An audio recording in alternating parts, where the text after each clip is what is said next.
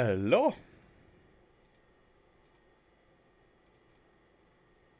Let's just make sure the stream has started. Looks like it has. Hello. Yeah, excellent. So, hello ladies and gents. Welcome to the channel. Let me just start up my chat app so that I can see the chat. No, I didn't want to do that. I wanted to click. There we go. Okay. Open in browser. Excellent. Right, got the chat app up. Let's just make sure everything else. As people wander in. Now I have my fly live overlay turned on again, but it's not showing in OBS, which is always been a tricky one for me. I've never quite managed to get this to work all the time. Maybe I need to turn it off and turn it on again. Let's try that. Let's go fly live. Ah, run as administrator. That's probably what it is. I bet you that's what it is. Yeah, okay. Right, so let's try this again. EGGP to EGKA. And then golf. This is a weird one today. Golf. Tango Sierra Golf Alpha. Okay. And then let's see if that actually pumps itself through to the overlay. It doesn't appear to be doing that yet. Let me just go change.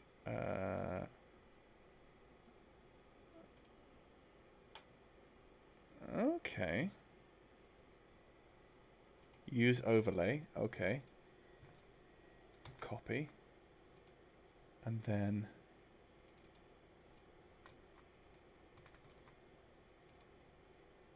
paste. But it's not arrived yet. Use overlay.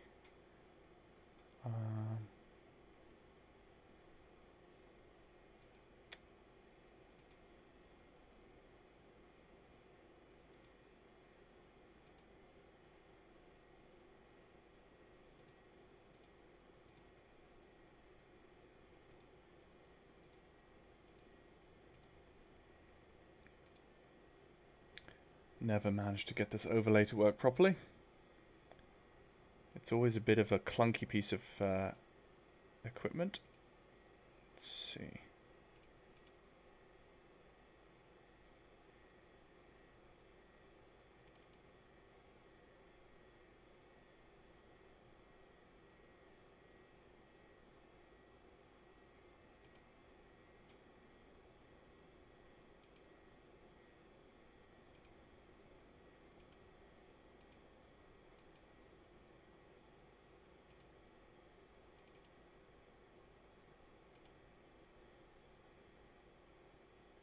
Hello, hello Rakon.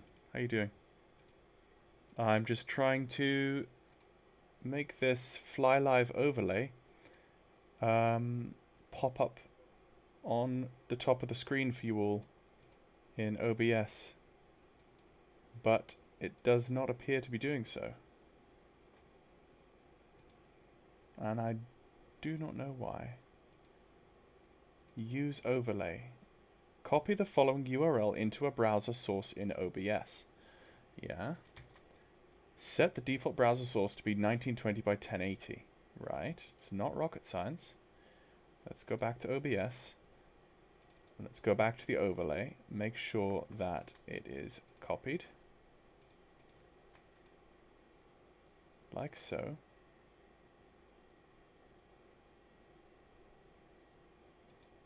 Ah! Ah! I pressed okay, okay. Yep, that makes sense. I just pressed refresh cache on current page. That's oh. No. That's not what I wanted. What did I just do?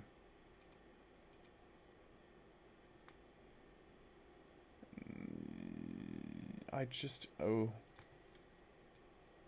Let's try that again.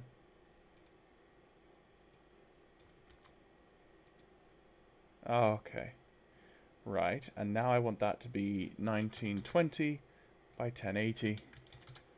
Should have figured this out before you started, Mantok, but you didn't. Okay, and then the landing rate should disappear in a few seconds. There we go. Okay. Thanks, I'm fine, flying around and enjoying the virtual evening sun. Yeah, I will be doing this as well soon. You can see on my live stream, folks, I have moved my chat box to the bottom right hand corner. This is because I usually have a fair amount of A2A simulations 2D panels up in the top left hand corner, and it kind of, most of the time it kind of clashes, and so I've decided that I'm just going to trial using the dashboard most of the time in the bottom right hand corner, and I've made the text a bit bigger so you can actually see what's going on, so hopefully that will be helpful to you and you'll enjoy that better. Okay, so without much further ado, let us introduce what's going on this evening. We are going to be flying the brand new, move that out of the way, the brand new JustFlight Piper Arrow 3 that is been developed. This is a preview build, and I have I got in contact with someone from JustFlight recently. This aircraft started popping up on various videos and things. I got really interested in it. I've not flown an Arrow 3 before. The closest thing I've flown to this is the A2A Simulations Piper Cherokee 180. And this will have a few similarities, it being a Piper. But this is going to be really interesting. Particularly because I've really not flown a JustFlight aircraft that much before. I haven't really had many of the JustFlight aircraft, hardly any at all, and I've not really flown them very often because I've always had something else to fly, like A2A. But of course, A2A have not released anything for Microsoft Flight Simulator yet. But JustFlight are going to be releasing this, I've been told, in the next few days, probably middle of next weekish, something like that. So just a ballpark release date. But I was assured by Scott of JustFlight that this is pretty much a late build, a late candidate. So it's going to be very close to a finished release build, but it is still not 100%. They're still tweaking a few things with the flight dynamics, as far as I could tell from the email. So please reserve your final opinions until release day, when you actually get your hands on the release build. I will be picking this up generally just based off what I have seen of this in videos so far. It looks to be a very competent offering for a general aviation aircraft in this platform. Probably the best, as far as I've seen, probably the best we have seen to date. So I'm very excited to get my hands on it and get in the air and figure it out. I'm going to be flying on VATSIM today, so let's just pull up VATSIM as well. I'm going to be throwing myself in at the deep end as much as I can. I'm hoping to do VFR until I cannot do VFR any longer, and then I will be doing IFR. So this is going to be Golf Tango Sierra Golf Alpha, and it's going to be a PA-20. Oh, dearie me. Let's just double check this. A PA-28R. I thought it was something like that. PA-28R. And that should be fine. Connect. Oh, the aircraft code must be for... Oh, did I get that wrong? What?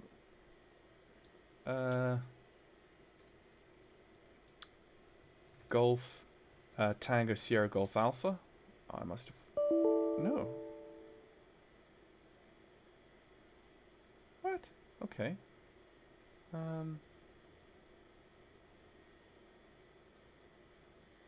That's... Oh, I see. Oh, the type code. Sorry, I thought the call sign. So let's do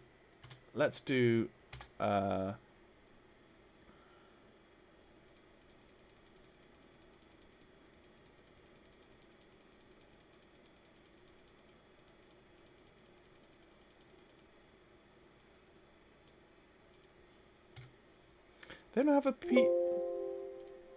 They don't have a PA-28? Let me just put a dash in between there, see if that does any difference. Ah, there we go. That's brought up some different things. Alright, there's the Cherokees, there's the Warriors, there's the Archer, but we want the Arrow. Come on. Not the 4. I want the 3. The 3R. Not the Turbo. Not the Cherokees. Cadet, Warrior, Cherokee. There's a lot here.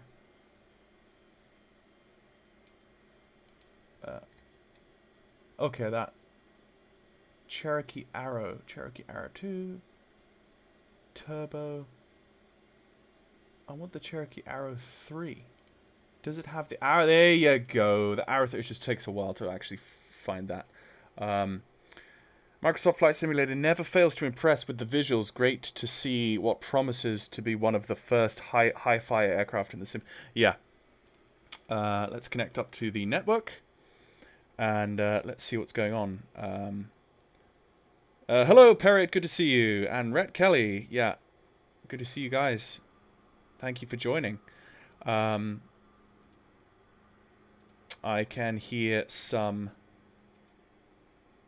let's just run through my nav sources here. Yeah, okay. I can hear some aircraft in the background, so if I... that, I believe, is another aircraft. Oh, there's another one there. Whoever that is. It's a shame that I don't actually have any reliable model matching in Microsoft Flight Simulator yet. That's the one thing that is a bit of a downer with flying on VATSIM at the moment, but you know, you just got to deal with what you have. Okay, so without much further ado, let's just have a look at our pre-flight planning. So I'm going to be flying today. I'm going to be beginning my flight as a VFR flight, with the expectation that it might go IFR as I get further down south. But as you can see, our departure weather is looking very good. So fingers crossed. We're going to be going down to Shawbury, and then across to Honolly, VOR, and then down further to Compton, and then from Compton to Midhurst, and Midhurst to Shoreham, and we'll be landing at Shoreham. It's going to be a flight today of 184.7 nautical miles. Just a nice stretch our legs kind of flight across the UK. We have pretty much full VATSIM coverage in area controllers. If I pull up the VATSIM coverage here, let's see what we have. Yeah. So if I refresh, yeah. So we are here at Liverpool. We're going to be taking off. We've got ground, ATIS, and radar. We're going to be taking off and routing out of his airspace VFR. And we're going to be probably talking to London Control North for a while. And then we are going to... He's probably going to hand us back to Unicom as we get close down and descend down in London South Control into Shoreham. We might do a couple of touch and goes. In fact, I'm sure we'll do a couple of touch and goes, and we might then do VFR over to another airfield that's nearby. Might VFR up into if we've got time, that would be really fun. We could VFR up into London City. We could cross the Heathrow airspace. We've done that once before in a 152, I believe. I think it was a 152. Oh, look! Oh, this is so cute. I can hear that. And is he going to take off, or is he going to turn into the GA park? He might turn. Yeah, he's turning into the GA parking. Very nice. So that's the basic flight plan today. Let me just write down my call sign. It's Golf Tango Sierra Golf Alpha. But what I've called my... Yeah, that should be fine. Okay. Are you using 1440p for streaming resolution as the quality is looking pretty detailed? Yes, I should be. Let me just double check. Yes, that is 40. It is live streaming 1440p. Is it smooth, guys? Because I would hate to be streaming something like this and it's not actually smooth for you guys. please let me know in the chat if you're watching a smooth live stream. And if not, I can always see if I can tune my my settings some other way. Okay, so let us jump into the aircraft. I have read the manual this morning. So there's nothing that's jumped out at me as something that I wouldn't have expected from an aircraft like this. I think I know kind of the general layout of general aviation aircraft enough at this point where I can kind of figure out everything that's going on. Let me just turn on track IR before I do anything else. Let's not TAC view, track. Let's go run as administrator. Perriott, yeah, pretty smooth. Thanks, mate. Good to know. Yeah, looks smooth. Thanks, Rhett. Okay, let's just... Is my track IR actually running? I don't believe it is. It is now. Okay, cool. And let's just center that. Okay, cool. That... oh, we have a DA40 now as well. That's cool. Okay. Right. Let me just position my controls. Let's get my joystick, my keyboard, my throttle quadrant. I really would like to upgrade my throttle quadrant one day soon to the VirtualFly TQ6, the TQ6 Plus, I think it's called, or TQ6 Super, which has the hollow effect controls that really do just take it to the next level. So let me just reset my view here. Reset position. There you go. Now, one thing, I've literally opened this up for the first time, not touched it. The one thing I do like is that the default head position is where it should be. When you load up in a default aircraft in Microsoft Flight Simulator, your head position is always like down here, and then you can press the space bar to raise the head position. And when you raise the head position, it raises it to where I think it always should be. But the default, when I just load it in, it's already where it should be. And if you press the space bar, you can see it's obviously just that much too high now. So we can yeah. Also, another cool little feature that made me chuckle when I read the manual, that when you go to open this window, it's not just a simple click spot. You see how I have the click spot and I'm clicking and it's not opening? You actually have to open the latch first and then click the window. Then it will open. So again, close, open, close the latch, can't open the window. Yeah, it's little things like that where I'm like, yeah, they actually went a little bit above and beyond what they needed to. And that's where you've got the likes of, let's say, Carinado, that produce aircraft. They just pump them out. And it's stuff like this that I like to see, where a developer is actually, yeah, spending time making things actually that much more detailed and that much more study level. But yeah, now I'm just double checking the effect that you get through the visor. I'm actually interested to see if that's actually cutting down the light properly. Is it polarizing, or is it just like showing a darker tint? I think that's actually amazing what they were able to do there. They're actually cutting down the highlights, but not. It's not just a straight dark tone. It's actually the light is behaving as it should when passing through tinted glass like that, and it's really cool to see. Also, as you move, oh, that's so cool. As you move the, you can see the reflection of the environment reflecting off the glossy surface. So that's cool. And again, that's on the other side as well. Today we're not going to be rolling with any of the filthy Garmin GPS suites, other than this one. This, I have read the manual, and this Garmin GPS 100 is probably the most adorable little GPS that I have ever come across in an aircraft, period. It's just so adorable. And apparently this is circa 1991. Let's just take that in for a second. Like, what satellites were even in existence in 1991? Probably all the satellites that this thing can tune. Like, this thing was picking up Cold War satellites in 1991. Like, and apparently the accuracy is down to within like 50 feet. Lol. It's so cute. It's just so cute. Anyway, we'll get into that. I do intend on doing a series of videos on all the different aspects of this aircraft. So I'm going to be doing flight dynamics, I'm going to be doing all the different controls, all of the different procedures. I'm going to be doing specific short video tutorials on the Garmin suite there, because that's so ridiculously unique that I've just got to pay attention to that. So yeah, I'm really looking forward to this. So let's just pull up some checklists.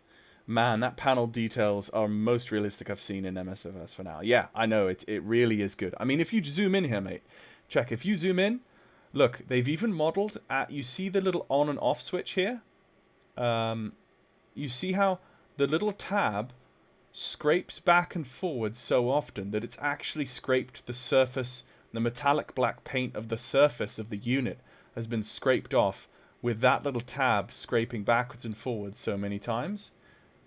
And that's why you can't read it. And look, when you see, look, there's nav 1 here, and the nav 2, the actual number 2 has been scraped off over so many years. And so someone's just taken a pen and written the number 2 faintly next to nav. So they're like, nav 1, oh yeah, this is yeah, nav 2, just, yeah, there you go.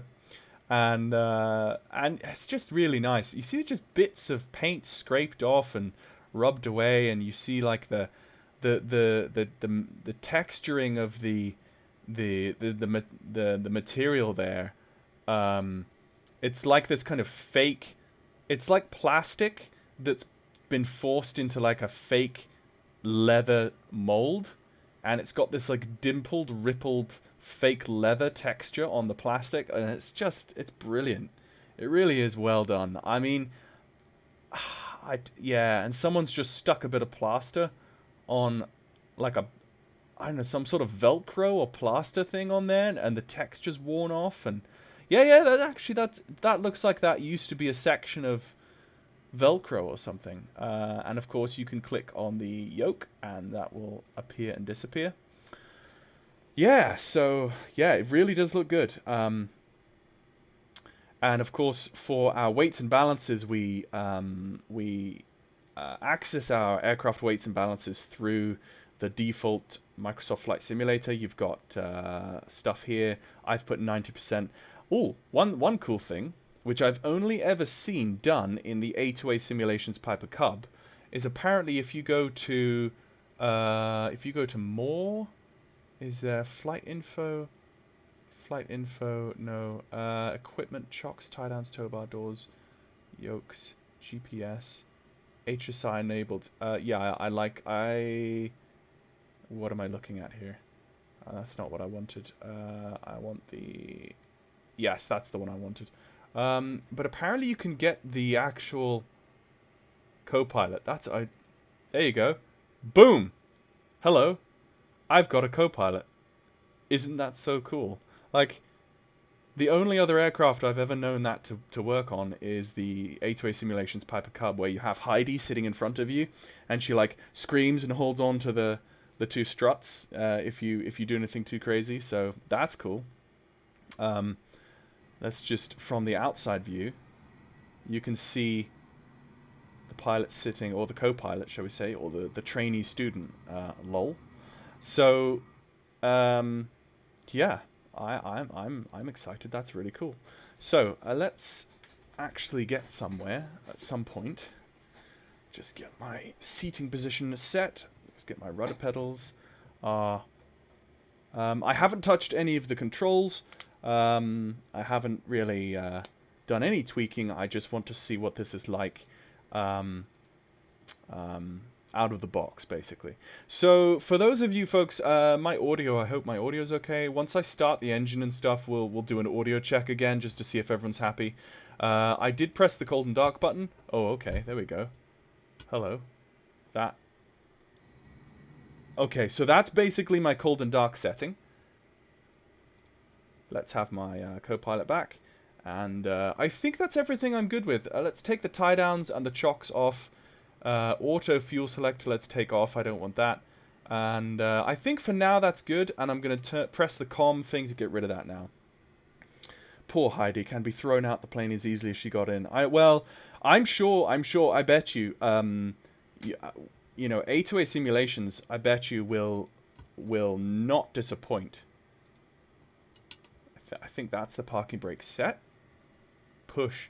Park brake push. Okay, so push to engage. A2A simulations will not disappoint. I bet you. I have faith. So, oh, okay. Now you can see myself actually sitting there. It doesn't really look like me, but okay. Oh boy, I am looking forward to getting this thing up in the air. So, let's pull up my checklist. Okay, so JustFlight have provided us two manuals. One is the operating data manual, and this gives you all of your performance charts, which is good. If a developer gives you all of the hard data, all of these performance charts, you know that you're buying something that's mildly worth it. I'm going to say that, but just out of I actually haven't flown it yet, so I'm going to reserve my judgment. But I think it's good.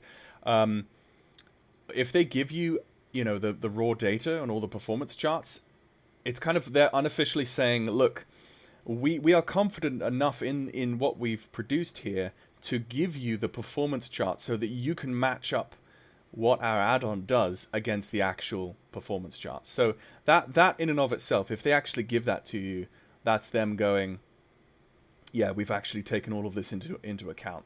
And the other chart, or the other document they give me, is the actual operating manual. And I've actually read through this morning, but it goes through all of the different facets. It tells you about the panels and the different the GPS units, and you know how the autopilot works and how all these different things work. And so what we're going to be doing is we're going to be going to the normal procedures part of the document. And I'm going to have this over on my standby monitor, and I'm going to be referencing this throughout the flight. I'm going to be referencing the procedure pages, and I am also going to reference this for autopilot functionality. Now, for the autopilot functionality, it is a pretty unique autopilot. But having said that, I can understand how this works based off of flying the Cherokee.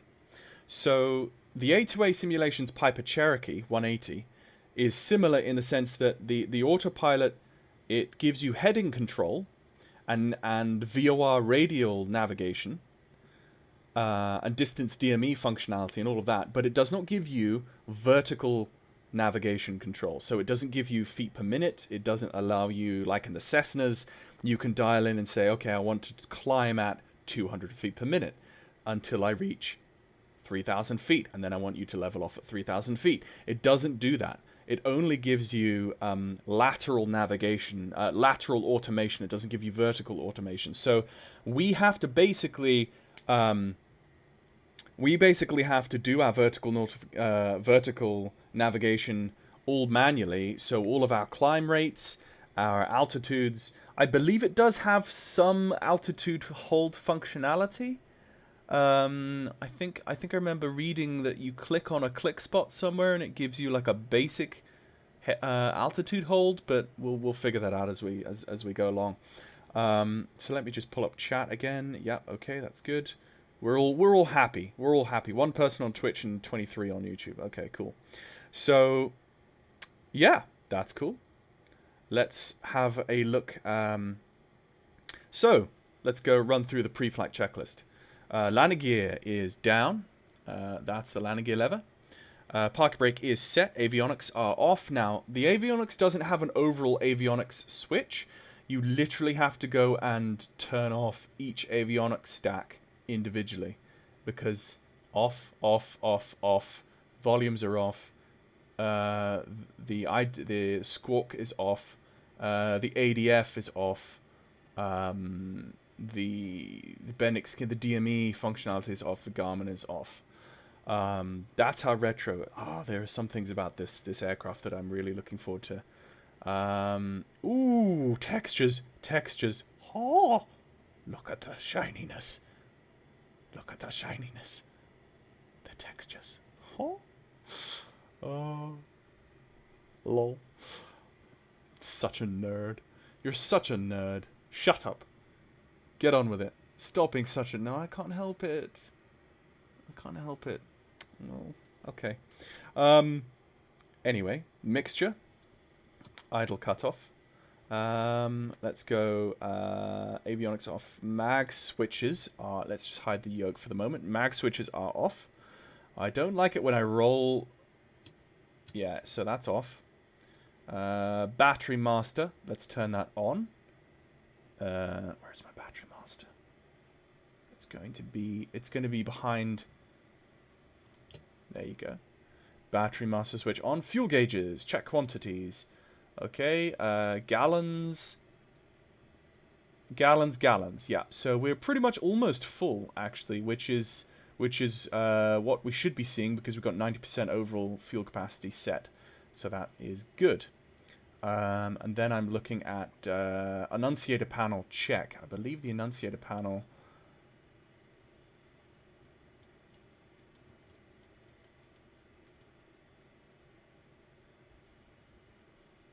My annunciator panel is those three, I think. That's it. I think... Do I get a tooltip for that? No, I don't. But I believe that's the annunciator panel. Yeah, I can't see anything else that would be the annunciator panel other than that. You've got all three of them lit. Let's just double check chat. Peter, what's your... seems similar to the A2A Command Sheep autopilot. Yeah, probably. It's been a while since I've flown the Command Sheep, but I mean, we're all talking about Piper single engine GA aircraft here, so there is going to be similarities across the board. My plane's at Gloucester, so I could join you if you're flying southbound. I'm on VATSIM, mate, so yeah, pop up and hit me up on Unicom if we're in an uncontrolled zone, and I'll be on London Control North, I think. Probably I'm coming from Liverpool down to Shoreham, so flaps, check the operation. Yeah. And similar to the other Pipers, as I would expect, it's manually driven flaps, so you don't have an electric motor going as the flaps retract or deploy. So there's that. Battery master. Okay, annunciator panel, battery master. Let's turn that off now. We don't want to overstress the battery because it is modeled that you can run the battery flat. So primary flight controls. Let's check those. So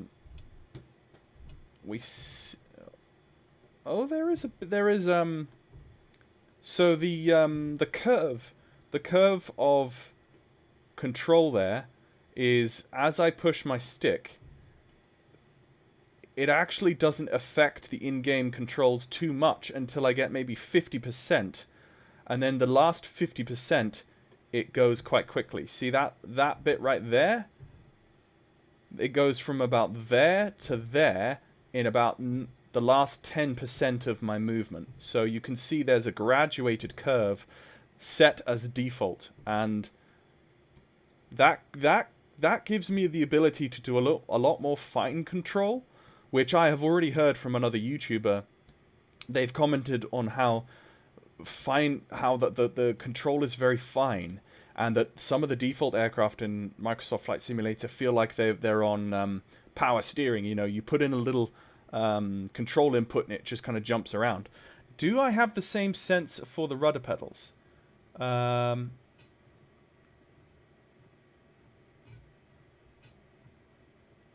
So the rudder pedals, they graphically move for about 2/3 of my actual physical movement, and then about the last third of my physical movement actually isn't graphically making any difference. So that's interesting. Excuse me. Nice stream, Peter. Flew one of these across of part of the Midwest last week. Excited that they're coming to the sim. Nice, Sev. Good to see you. Must have a nice flight. Bye-bye. See you, Perriot. Good to see you. Can't wait for the release. Yeah, B-King, it should be Tuesday or Wednesday of next week. That's what I've been told. So not long now.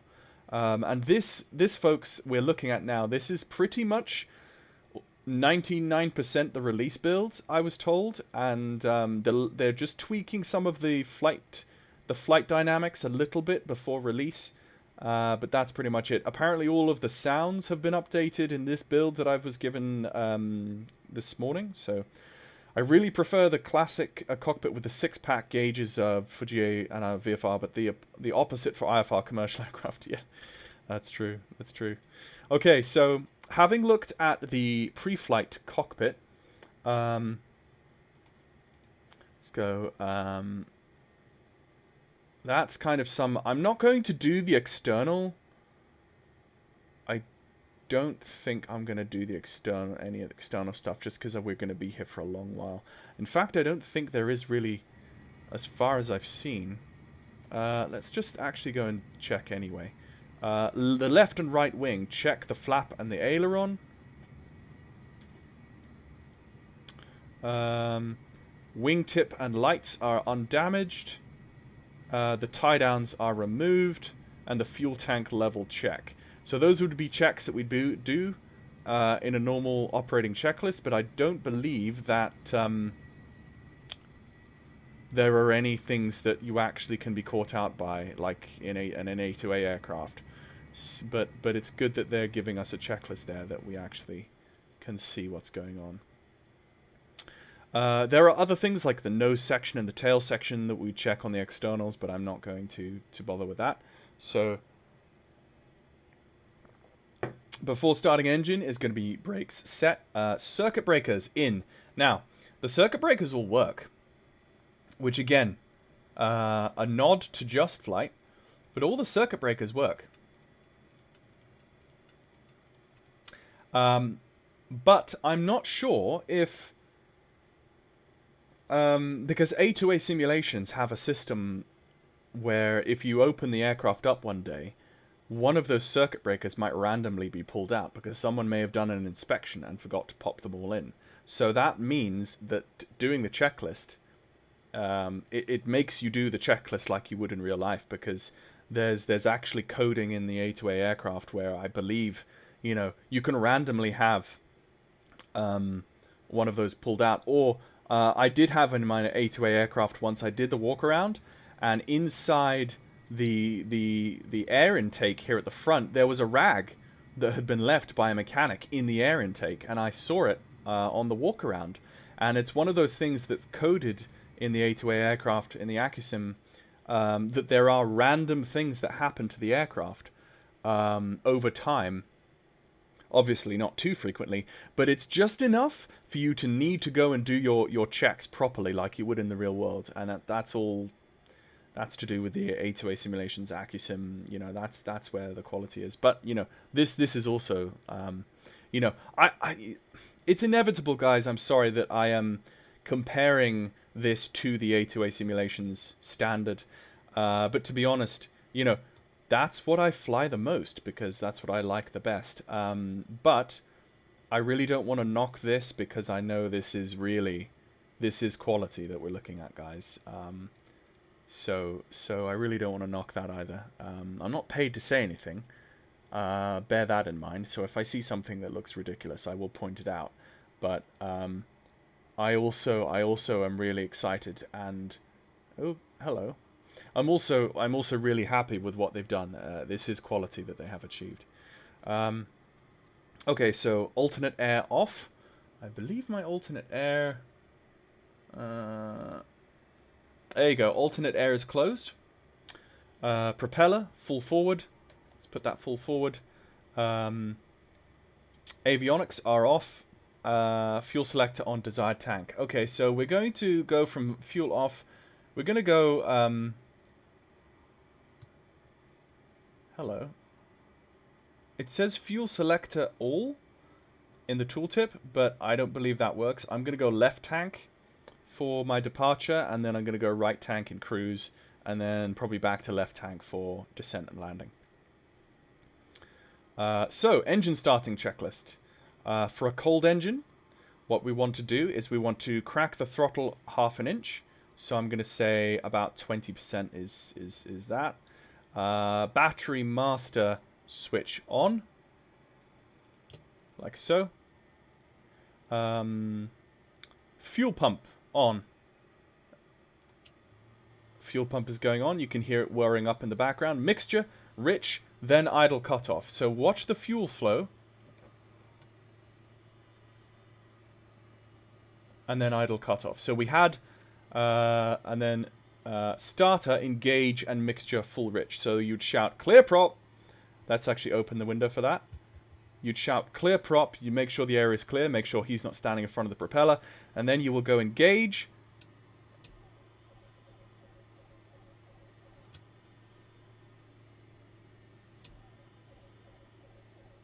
Oh, come on. That engine noise is actually really quiet. Let's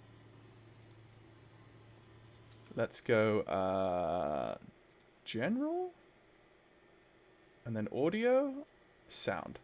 Oh yeah, it's because I've got my master on like 3. Apply and save. There we go.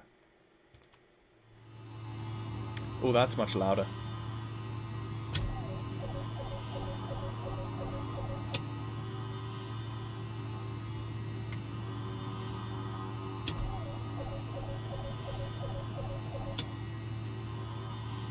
I am already losing.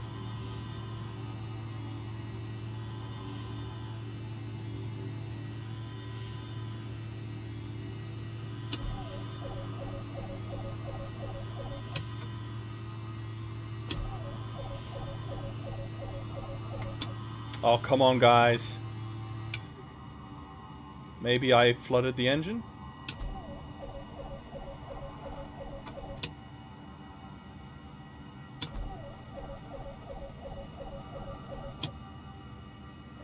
Come on. Okay. What have I done? Recharge battery. Battery volts, 8.8. So the battery's okay.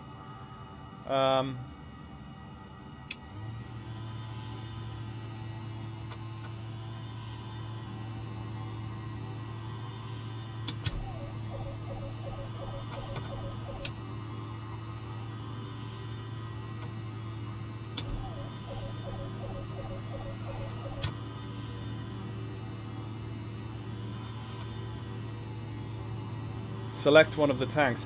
I did. I selected left tank. See? I'm on left tank. Should I go right tank, maybe?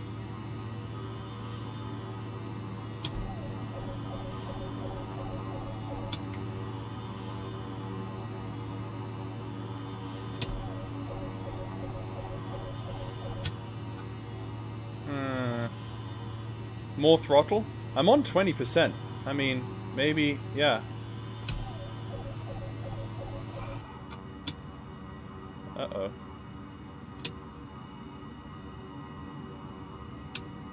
Oh, I think I ran out of battery power, guys.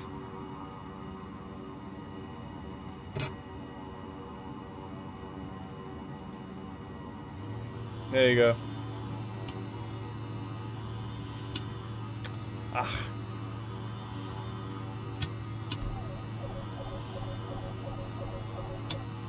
Come on. Has any primer this aircraft? No, not in the checklist. And yeah, there's no primer. Oh, fuel pump must be off during start? Oh, no. Fuel pump? I thought the checklist said cold engine. No, it said fuel pump on for a start. Look. Fuel pump on. So throttle cracked, alternator switch on. Oh, hello. I missed that. Okay. But surely that shouldn't stop me from starting the engine, though. Battery master on. Fuel pump on. Mixture rich than idle cutoff. Propeller clear. Starter engage. Mixture full rich. So let's try that one more time.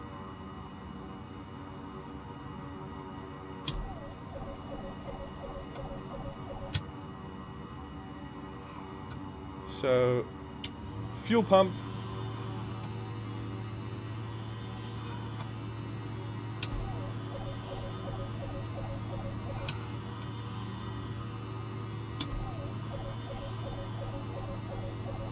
Oh, come on.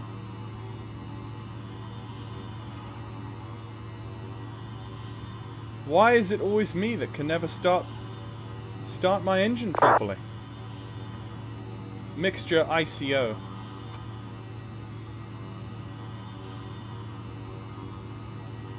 Flooded, yeah, probably.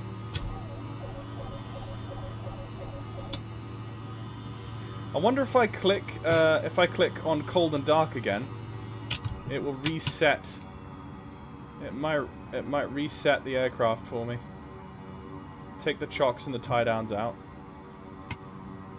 And fuel pump we use before start an open mixture and from then start after tail. Yeah. You can do some auto start and MS admit that like Control E. I don't want to do Control E. Guys, I do it so often, you know.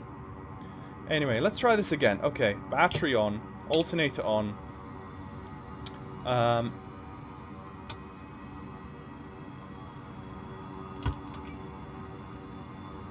Parking brake is pushed in. Let's go fuel pump on. Let's get a little bit of fuel in there. And then pull that out. Crank the engine, then when engine start, mixture full rich. Yeah. That's what I did the first time, but then... So... Oh.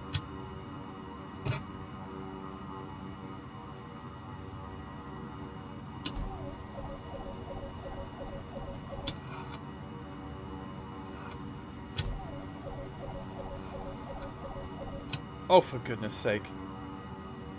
Yes! I know, Rhett. The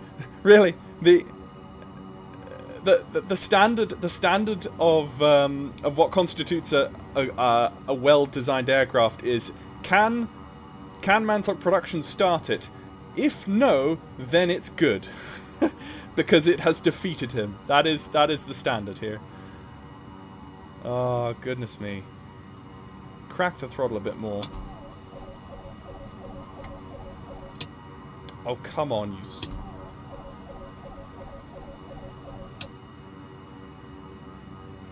Maybe it's a bug and you need to restart the flight.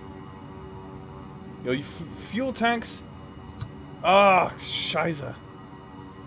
Scheiße, I had my fuel tanks off that time. Okay, let's just... draw some... Okay, right. This is the one, guys. I can feel it. Ready?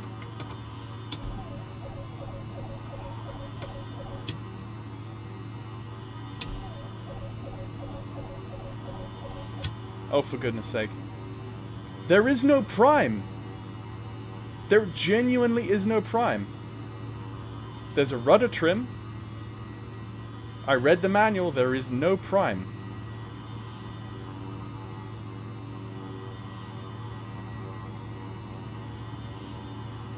Okay, so if the engine is flooded, must crank about 10 seconds with mixture cut off. Yeah, okay, let's try that. So mixture is cut off.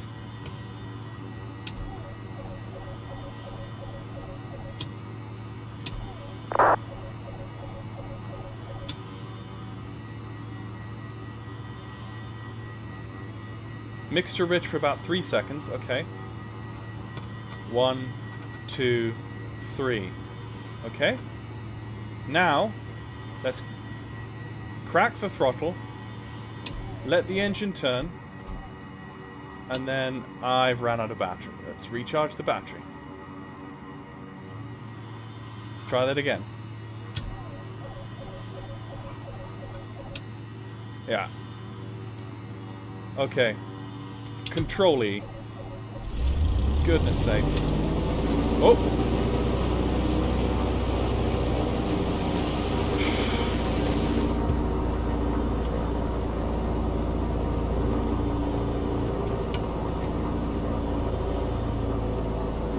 Okay, T's and P's, T's and P's.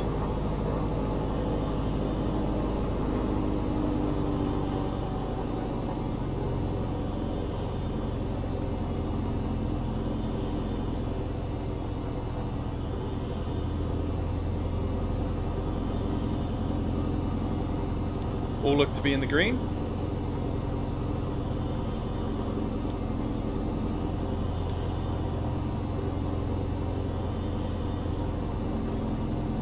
Yeah. Hey, Ip. Well, the only reason it started is I pressed Control E, so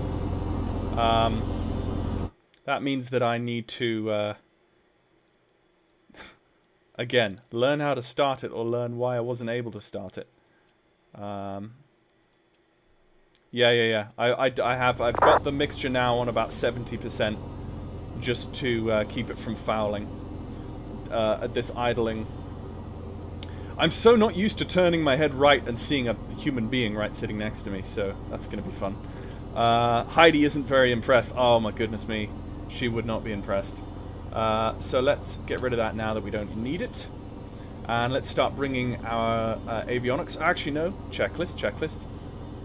Can I join you in my Bonanza? I'm on VATSIM, so feel free. I'm at Liverpool here. I am now going to go to the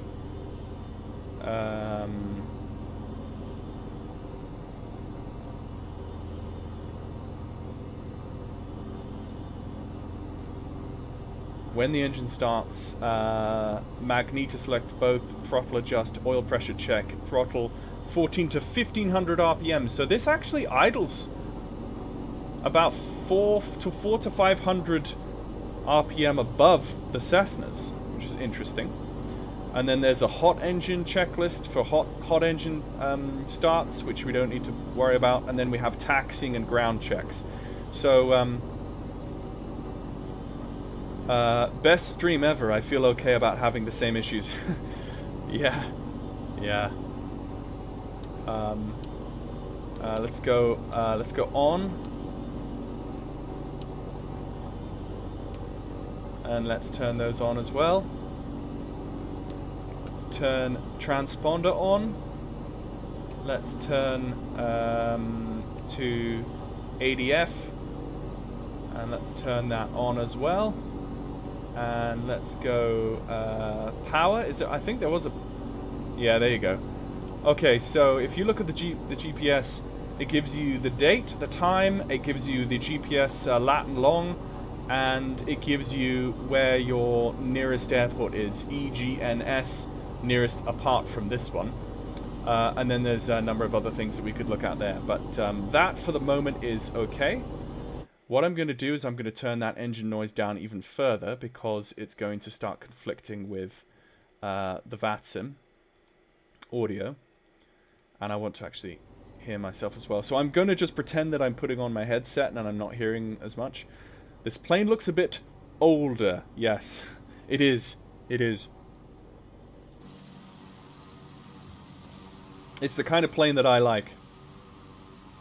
Okay, so we have. Let's have a look at our lights. We have beacon on, anti-collision light, and the pitot heat. Let's turn the pitot heat on, and let's turn on. Ooh,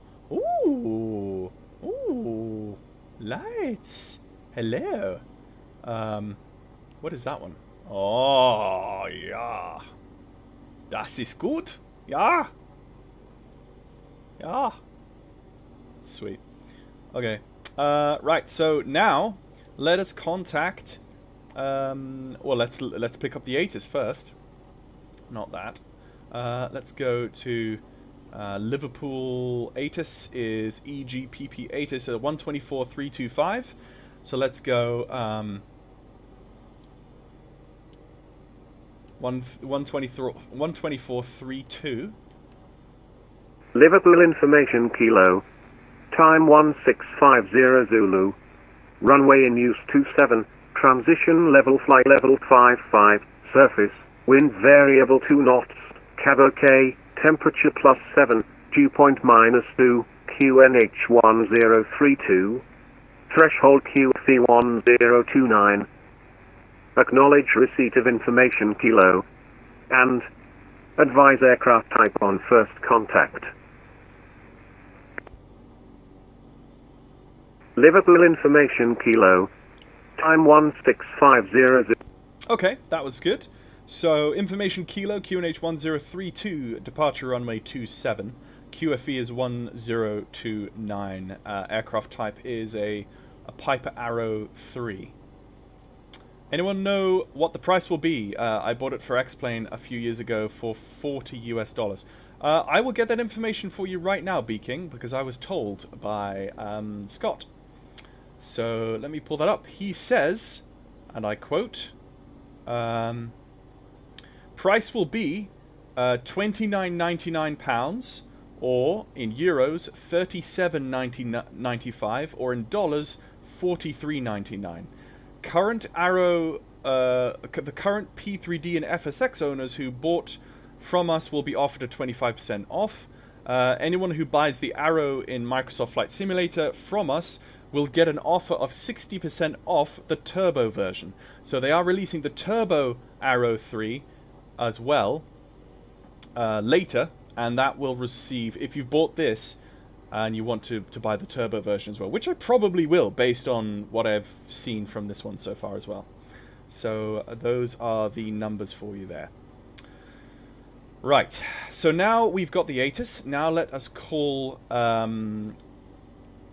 ground and request a VFR departure to the south via Chester or Alton Park.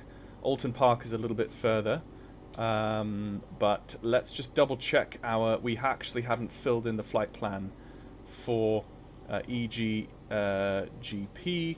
to EGKA, and it is EGGP to SWB,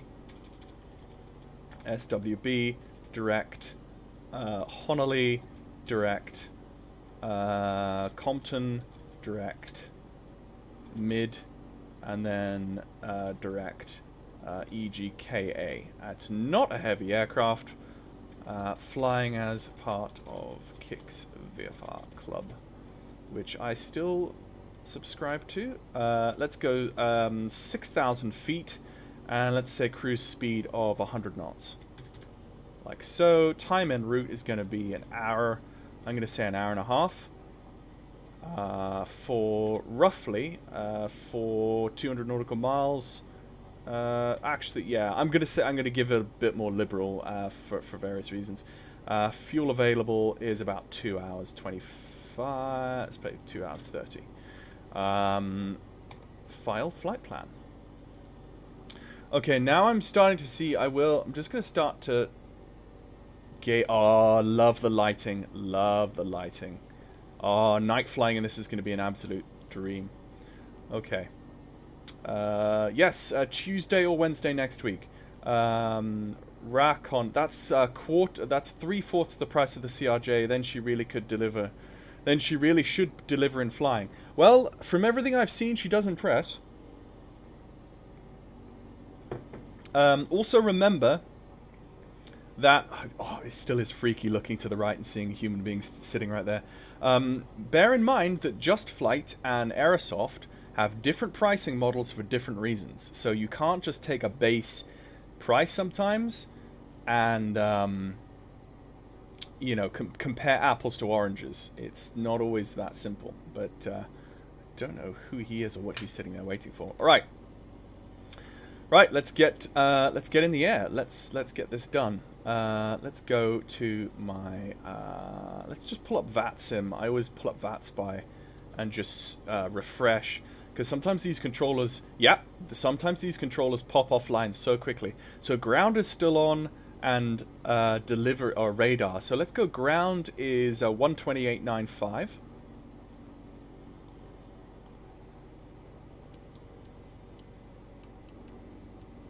quicker to go the other way. 9-5. And I believe radar, and this is a cool thing you can do, this should work in this aircraft. If I go back to the list of VATS, if I go and put in radar should be approaches 119.85.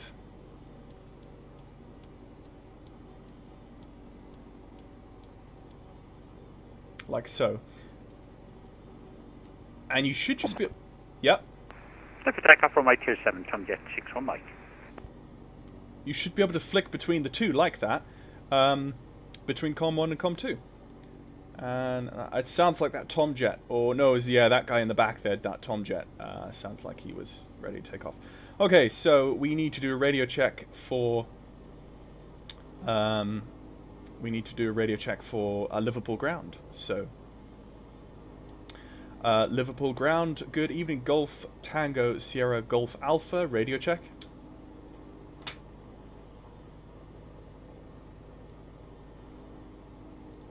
That was 128.95. Oh, 121.95.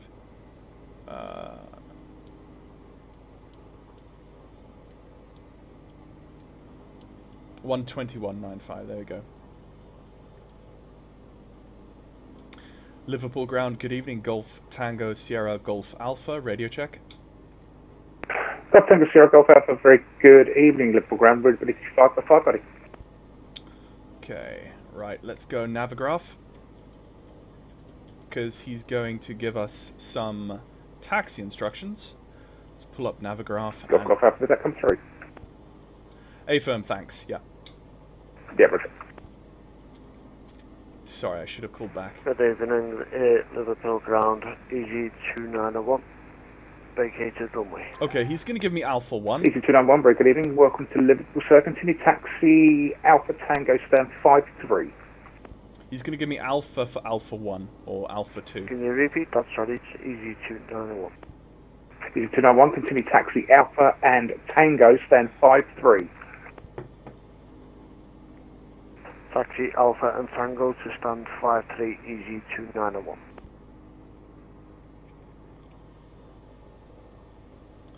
Liverpool ground, good evening, Golf Tango Sierra Golf Alpha is a Piper Arrow 3 at GA parking, requesting VFR departure to the south with information Kilo QNH 1032.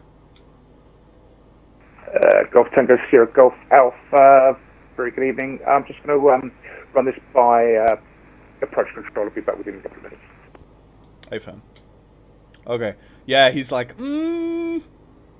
VFR departure, but he looks like he has an IFR flight plan. My thoughts was to depart in VFR. Don't forget to like this video. 30 watching right now, only 9 likes. Oh, thank you.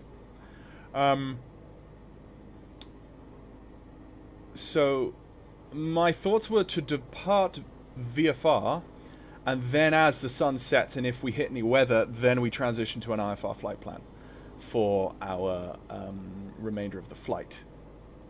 It's really cool. I can see the strobes up there of an aircraft, and there's a Cessna taking off, and it's just lovely, isn't it? It's all, hello. It's just all lovely. We've got another aircraft over there. Looks like a Metroliner, which were, I think they were nicknamed the Deathliner because they were so, they were, yeah, the... Golf Tango Sierra Golf Alpha, ready to go? Go ahead. Golf Alpha, you're clear to shore of and clear to leave the Liverpool control zone to the south. On track, the Chester VRP, not above 1,500 feet VFR. Liverpool QNH 1032, squawk 5050 now, please. Thanks, that is cleared to leave the control zone via the south, the Chester VRP, not above 1,000 feet, QNH 1032, squawk 5050, Golf Alpha. Yeah, Golf Alpha, all apart from 1,500 feet VFR, but apart from that, remit correct, sir. start at your discretion, call for taxi. Thank you very much. Thanks, that's 1,500 feet, not above, and we'll call for taxi, Golf Alpha. Roger, thank you, sir. It's weird saying Golf Alpha, but there, we'll get used to that. So let's hit 5050. 5050 set. We've got the QNH. Let's double check the QNH. EG291 parked at Oh, hello. 53, taxi via time and service. 291, thanks for flying into space. Sorry, speak to you soon. Bye-bye. I'm Cheers, rolling bye-bye. with live weather, so I'm just going to roll with live weather. Even though the QNH is completely different. I'm not going to put in, yeah. Plan G is amazing. Plan G is amazing. Are you using Plan G these days? Works beautifully for me in Microsoft Flight Simulator. Just change the port address. Yeah, I'm using Plan G as well on my second monitor. If I drag it across, you can see this is what I'm going to be using just as reference. I've just dragged this back across. If you guys want to see what's going on Plan G at any particular point in the video or the flight, just let me know and I'll pull it across for you. So, press B to set baro. Yes, that's what I was doing. That is me pressing baro, but the baro is set to 1013, which means that because I'm rolling with the default live weather still, it's the simulator's live weather is telling me it's 1013. So it's evidently not reading. There's a difference between Microsoft Flight Simulator's live weather and what VATSIM says. So I'm just going to be acknowledging what VATSIM says and then just rolling with the weather setup that Microsoft Flight Simulator has, because we don't actually have any proper realistic weather rendition yet. That is still forthcoming. So yeah, sometimes it doesn't load in. Well, we could force it to. So if we go to clear skies, for instance, or few clouds, or something like that, broken clouds, like, and then we go back to live weather, it might actually load something, but no, it doesn't look like it did. So, okay. Right, so we are pretty much... Oh, I've got... My cursor has changed to like a side-by-side view. That's weird. Anyway, we are ready for departure. So, let's call and say... Liverpool ground, Golf Alpha, ready for taxi from GA parking. Golf Alpha, taxi, holding point Golf for runway 27 via Kilo Alpha Golf.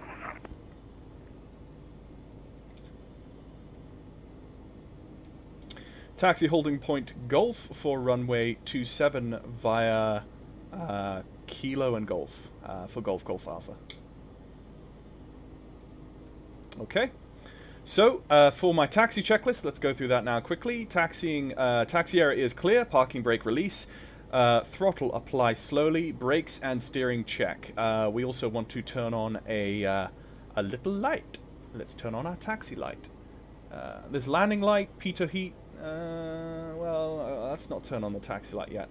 Okay, off with the brakes and just ease the throttle forwards. Oh. Yeah, you actually have to touch it. Oh, I heard a zing. I don't know whose that was. I'm sorry. Let's just refresh. I probably shouldn't pay attention to the stream too much while I'm trying to taxi.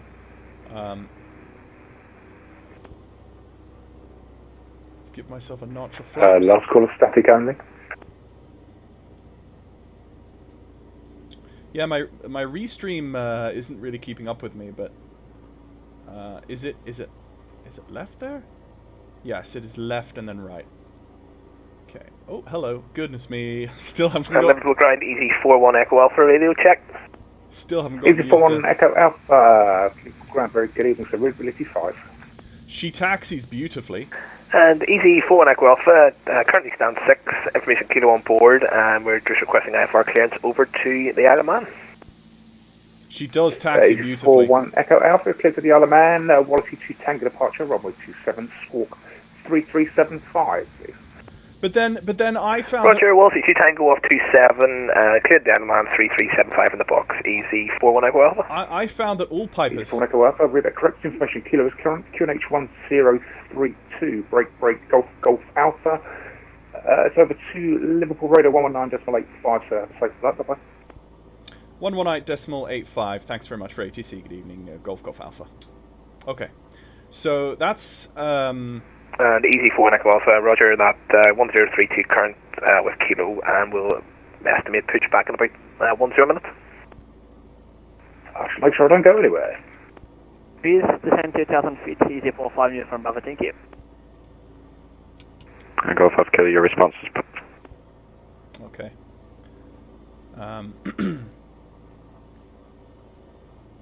Radar, good afternoon. Golf Alpha, holding point Golf for runway 27. Mike Hotel 01, turn right, heading 090 degrees.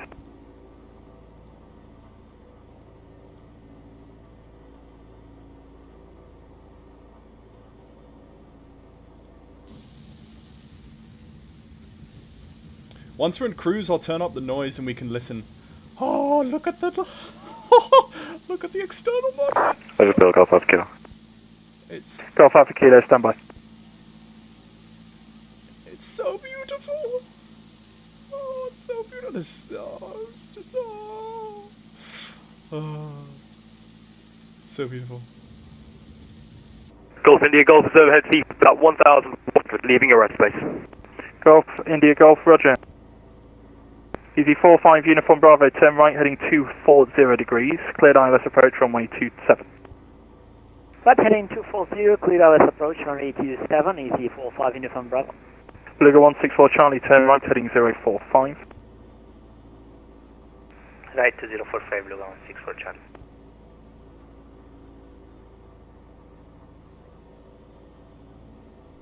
Radar, good evening. Golf Alpha, holding point Golf for runway 27.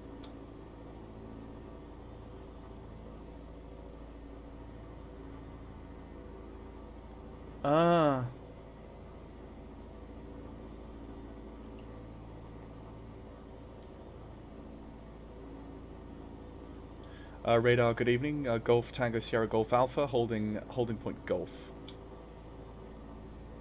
Golf Alpha, standby. Yeah. Mike Hotel 01, turn right, heading 125. So I needed it. I read this in the turn right, manual. 125, Mike Hotel 01. I read this in the manual. I needed to actually, if you turn that onto auto for speaker, then whoever it is that you have active, you actually are talking on. I didn't. Easy 45 uniform Bravo, fully established. Read the manual, guys. Read the manual. Read the manual, guys. So it's Easy 45 uniform Bravo, say again. okay. Fully established on the ILS runway 27. Let's just Beluga 164 Charlie, descend flight level 60. let's do a ground check 60, quickly. Beluga 164 Charlie. Okay, RPM 2000.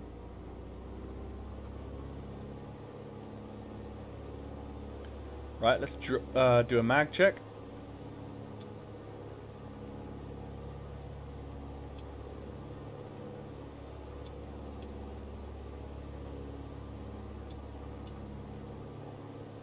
Vacuum is 4.8 to 5.1, which it is.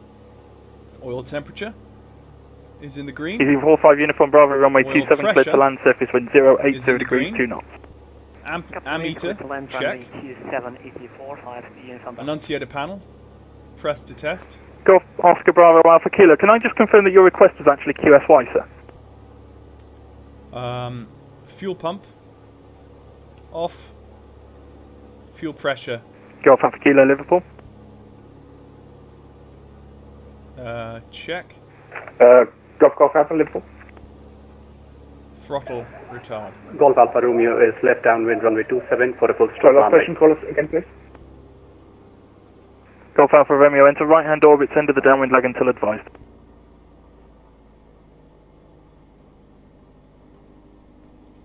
Okay, before takeoff, checklist. Approach World Express 12 for Sierra Charlie. 16 Master alternator is on. Flight instruments check. Okay, so for my flight flight instrument. Lost caller call sign, please. Flight instruments. Ground, this is Sierra Juliet 16. Golf Alpha Romeo. Yes. Golf Alpha Romeo, enter right hand orbit, then to the downwind leg Oh, until for advised. goodness sake, VATSIM never changes. does it? Sierra Juliet 16, radio check again. Beluga 164 Charlie, turn right, Yeah, descend to right, altitude, left, descend to altitude, left, feet, Alpha QNH Romeo. 1032. Goodness sake. Guys. Sir, we are parked on stand 14, general aviation. Okay, must be people seeing you. You're in the middle of the airfield as far as I'm concerned. Mike Hotel 01, descend to altitude 2,000 feet, turn right heading 180 degrees. Turn right 180 degrees and descend 2,000 feet. Mike Hotel 01. Beluga 164 Charlie. Actually, it said fuel pump. It now says fuel pump on. Hang on. QNH 1032. Alternate air is closed. Mixture is set. Prop is Sorry, set. 180 for Mike Hotel 01 Flaps heading. are set. 180 Mike Hotel 01, yeah. Trim is set. Roger, Controls 180. free and doors latched.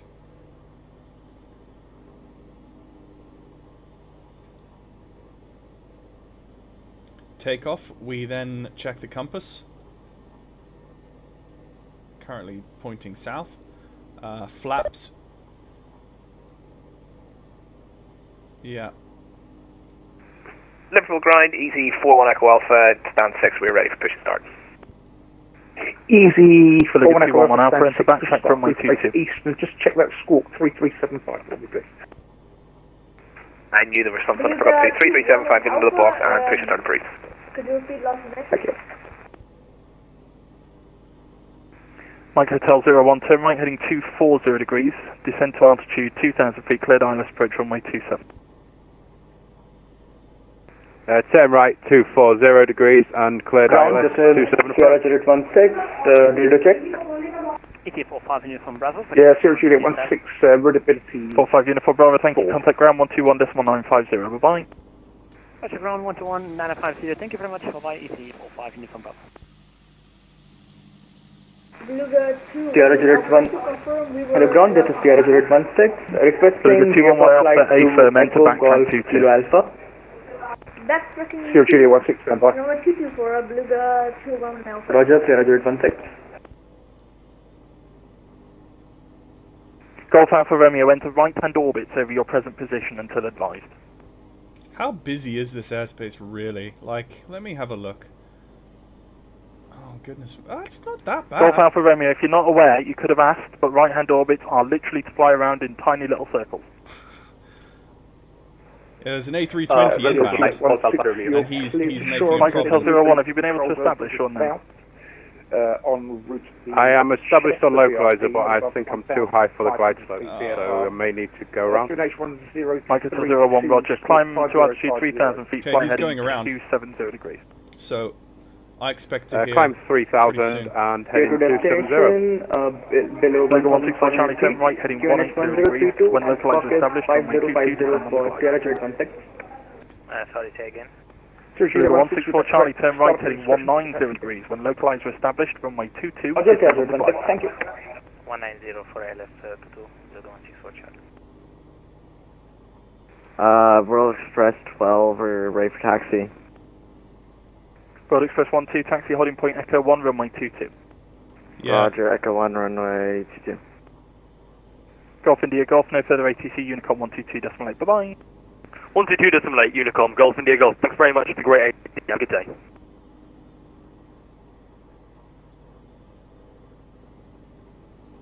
Goodness me, just burning away all my fuel here. Right, he sent him around. He's going around. Can I take off yet? Beluga 211 Alpha, runway 22, cleared for takeoff, surface wind 140 degrees, 4 knots. Wait, what about me? Clearing takeoff, Beluga 211 Alpha.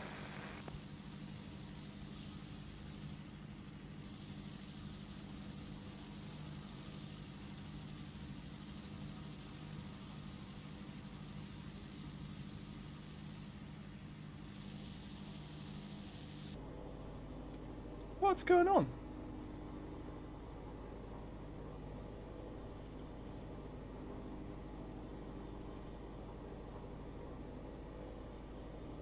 119.98. Mike Hotel 01, turn right, heading 090 degrees. Okay, this doesn't make any sense. Why am I not being? Turn right, 090 degrees for Mike Hotel 01. Why am I being sidelined here? 119.85. 119.85 set on COM2. Royal Express 12, array for the back taxi. On COM2. Royal Express 12, hold position due arriving traffic, we'll call you back. Roger, holding the position at Echo 1.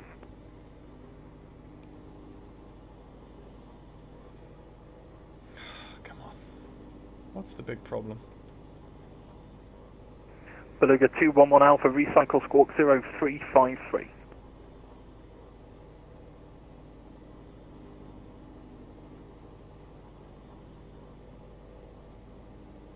He's got a 152. Oh, that guy's not even going to Liverpool. So again, Beluga 211 Alpha, our audio messed up a little, sorry for that. Beluga 211 Alpha, recycle squawk 0353. What's stopping me from taking off? 523, Beluga 211 Alpha.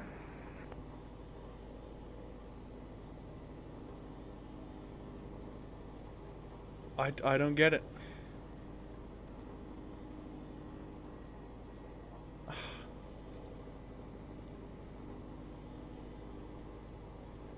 It wasn't a go around apparently. Beluga 211 Alpha, route direct Telber, climb flight level 190. Redirect Telber, Beluga 211 Alpha, redirecting Telber for... Golf Alpha Romeo, join and report final, runway 27. Okay, now he's getting the 152. Okay. Shore Breeze 116.8. Let me just pop that in nav 1. Golf Alpha Uniform, join and report final, runway 27. Join and report final, runway 27, Golf Alpha Romeo. Mike Hotel 01, descend to altitude 2,000 feet, speed 180 knots. Descend 2,000 feet and speed 180 knots, Mike Hotel 01. Beluga 164 Charlie, cleared to leave controlled airspace on the approach. Traffic service, runway 22, cleared to land, surface wind 140 degrees, 4 knots. 22, cleared to land, Beluga 164 Charlie.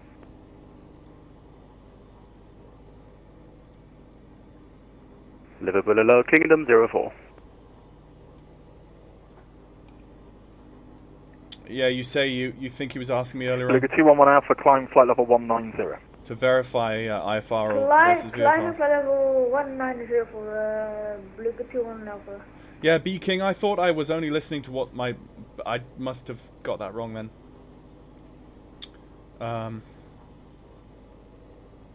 Goodness me, I don't want to sit here for ages. I want to actually take off on this thing. Liverpool Hello, Kingdom 04. Kingdom 04, Liverpool radar, hello, remain outside controlled airspace. I can offer you only a basic service at this time. Hey, firm Kingdom 04, request basic service, Eurocopter 135, inbound to land at Harden. Kingdom 04, roger, basic service, Harden QNH 1033. 1033, basic service, Kingdom 04.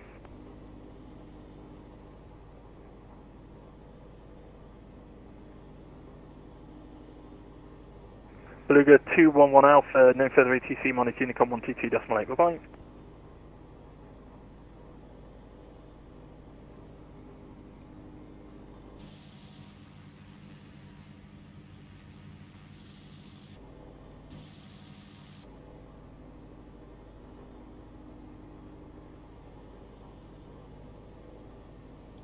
Radar, hello, Golf, Tango, Sierra, Golf, Alpha on holding a Golf. Sorry, it got a bit busy there earlier on. Were you talking to me? Golf Alpha, I don't think I was talking to you. I could be wrong. I haven't really dealt with much traffic on Liverpool at the moment. I'll call you back. Okay. Okay. Golf Alpha Romeo is on the final, runway 27. Who are you then if you're not even dealing Golf Alpha with... Romeo, runway 27, cleared to land, surface wind 080 degrees 2. Who are you if you're not dealing with Liverpool? Clear for land, runway 27, Golf Alpha Romeo. World Express 12 behind the landing Beluga, via Bravo 1. Who are you if you're not Liverpool behind. approach then? Roger, behind the landing Beluga, backtrack, runway 22 via Bravo 1. Thank you very much. The Royal Express 12. Mike Hotel 01, speed 160 knots if able. 160 knots, Mike Hotel 01. Mike Hotel 01, turn right, heading 240 degrees, cleared ILS approach runway 27. Turn right, 240 degrees, uncleared ILS approach 27. Liverpool radar Golf Oscar Bravo Kilo 1,000 feet level route inbound for Harden. That makes no sense. Golf Oscar Bravo Alpha Kilo Liverpool radar, hello. Basic service outside controlled airspace, route towards Harden and report the field in sight. Route to Harden, call the field in sight, Golf Alpha Kilo. Hi, Shubham.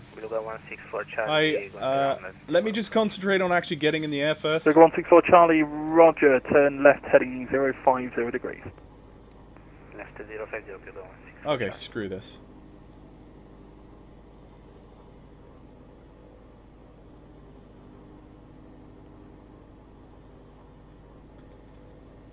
Okay, is he on final? Is this 152 on final for here or what? Okay, he's on final.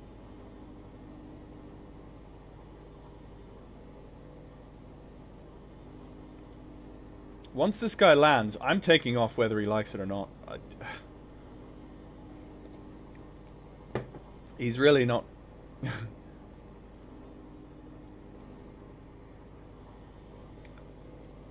Okay, let's just do a fuel check, because we've been sitting here. I can see my right tank is a little bit lower, but... yeah,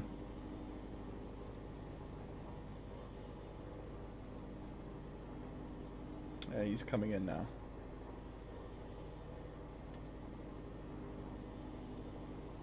Kingdom 04, Squawk 5054. 5054, Kingdom 04.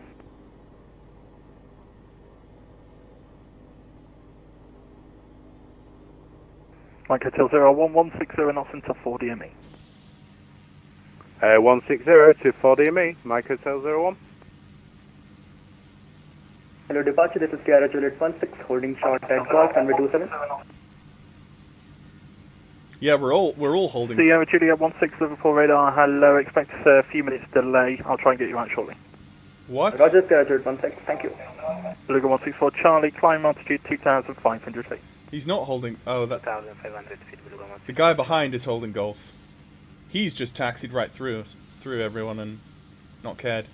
Kingdom 4 identified, route towards Harden, report the field in sight. There's no way he's going to be able to take off before me. I've been here for 10 minutes. Kingdom 04, Roger. Beluga 164 Charlie, clear to enter controlled airspace on your current heading, radar control inside. 164 Charlie. Golf Alpha Kilo, we have Harden in sight. Golf Alpha Kilo, thank you. Join and report on a left base, runway 22. Join report left base 22, Golf Alpha Kilo. Royal Express 12, ready for departure. Royal Express 12, thank you, runway 22, cleared for takeoff, surface wind 140 degrees, 4 knots. Roger, runway 22, cleared for takeoff, fly the runway heading, thank you very much.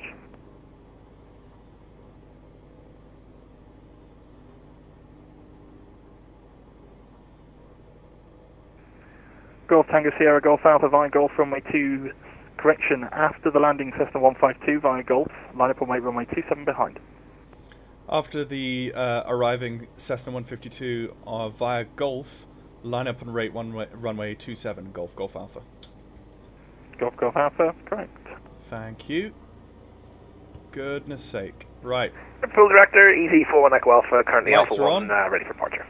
Okay, mixture. EZ41 Echo Alpha, Props, Liverpool full. radar, hello. This is it, boys.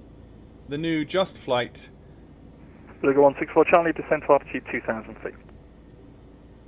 The new JustFlight Piper Arrow 3 for Microsoft Flight Simulator, about to take off for the first time.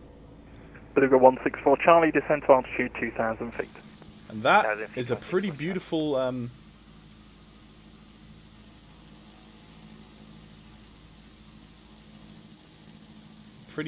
scene to look at for my first takeoff. Took me took me 10, 15 minutes almost, it felt like, to get from there to here. Beluga 164 Charlie, turn left heading 250 degrees. When established, localizer 22, descend on the glide. Peter, tune to 119.85. I am on 119.85 on COM 2. That's who I'm talking with.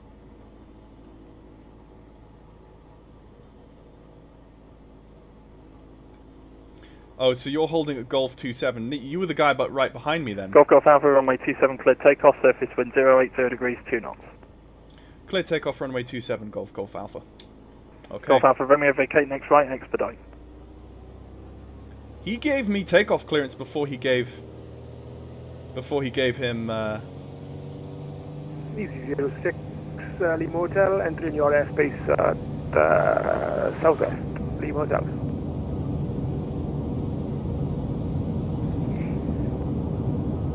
Easy 06 Lima Hotel, what's your destination airport, sir? Edinburgh, sir. Echo Golf Papa Hotel, currently flight level 210. Easy 06 Lima Hotel, roger, continue with Unicom 122, decimal 8, bye-bye. Thank you, bye-bye. Golf Alpha Kilo, enter right-hand orbit's present position until advised. Okay, 400 feet, flaps up. Position, Golf Alpha. Mike Hotel 01, runway 27, clear to land, surface wind 080 degrees, 2 knots. Clear to land, Mike Hotel 01. Charlie. Departure, Royal Express 12 with you out of 19.4. Or, 1,900. Royal Express 12, thank you, turn left heading 120 degrees. 120 degrees.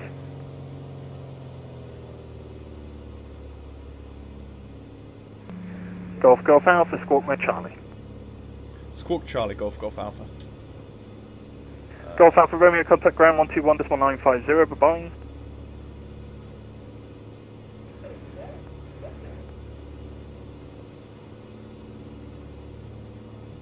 He goes ahead heading in for Royal Express 12. Royal Express 12, that's left heading 100 degrees now. Left 100 degrees. And Royal Express 12, you're now inside controlled airspace, it's a radar control service. Roger. I wouldn't try to do close formation just because VATSIM doesn't have any. It's just very hard to actually. Kingdom 4, enter right-hand orbits over Poulton disused aerodrome until advised. Right-hand orbit over Poulton, Kingdom 04.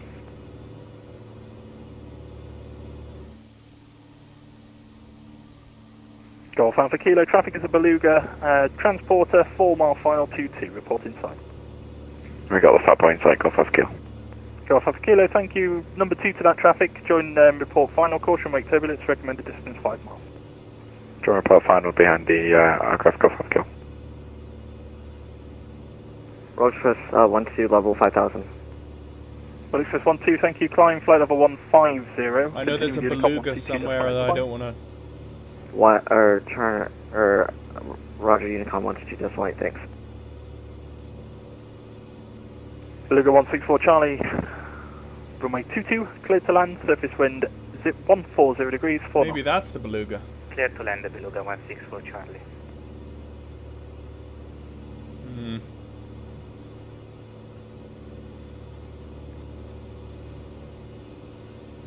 Oh, I did bust my 1,500 feet. Golf Alpha, report you passing altitude route towards Alton Park. Passing altitude 1,800 feet and will route Alton Park, Golf Alpha.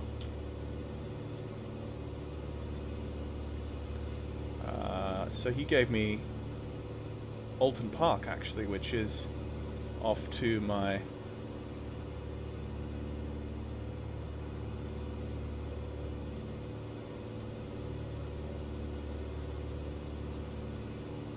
Alton Park is over by these lakes. 41 Echo Romeo, runway 27, cleared to take off, surface wind 080 degrees, 2 knots. Roger, easy 41 Echo off, 27, clear for takeoff. Beautiful. Look at that.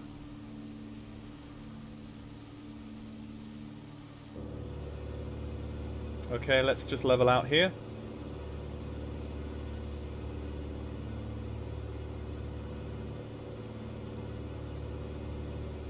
So,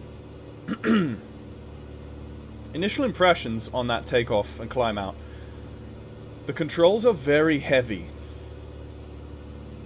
These controls are as heavy as I would expect a PMDG 747 to feel. So that was an initial "oh hello" moment on takeoff. But I like that. I actually like that because it gives you a much finer sense of control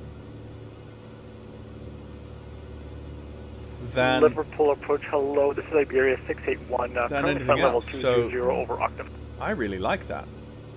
And let's not bust Iberia 2000 681, roger, descend flight level 110. because we already busted 1500. Descend flight level 110, Iberia 681. Golf Alpha Kilo, land after the Beluga Transporter, runway 22, surface wind 140 degrees. So I'm going with Roger, land after the Beluga Golf Alpha 2100 Kilo, and we'll ensure manifold. vacate the Golf. Let's go manifold of 20. Golf Alpha Kilo, roger, thank you. Kingdom 04, joining report final, runway 22, your number 2. Joining report final 22 Kingdom 04, just for information, we plan to only stay on the ground for a minute or two to reload and then proceed towards Leeds. Kingdom 04, roger.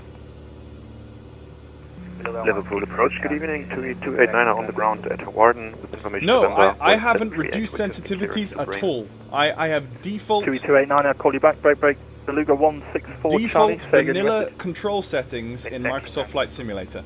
Beluga 164 Charlie, roger, if you can vacate left via Delta so 1. I haven't touched anything. So this compared to the default aircraft is very heavy on the controls, very unresponsive, and I'm saying I really like it that way because it somehow just feels so much more realistic. Beluga 164 Charlie, roger, hold position for now then, please. So it's just to the south of these lakes is the VRP. And it's pretty much at this point or at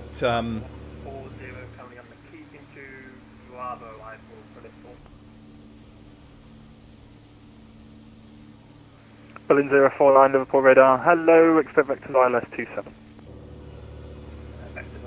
Let's head directly south here. Beluga 64 Charlie, taxi, correction, continue not quite taxi south, along but 04, vacate right Echo 1. 04 Echo 1, Beluga 64 Charlie, thank you. Golf Alpha Kilo, clear Golf for the apron north. Okay. I've trimmed out. That all looks very nice.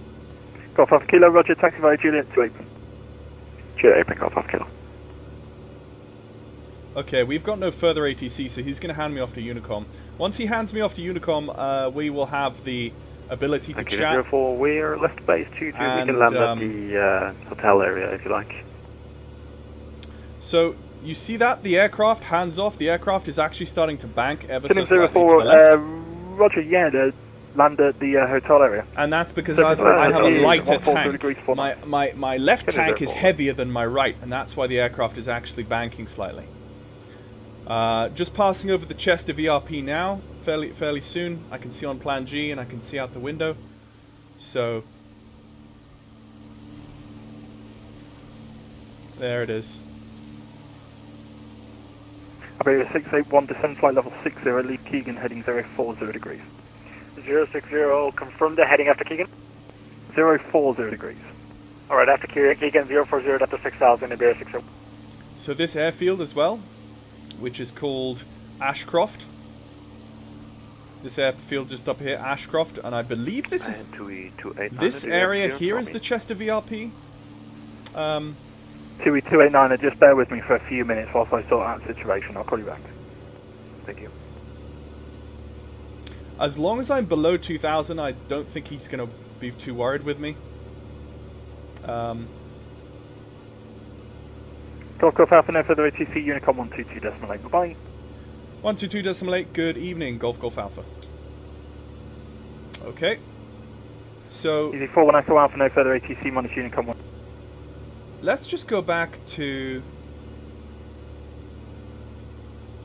122.8.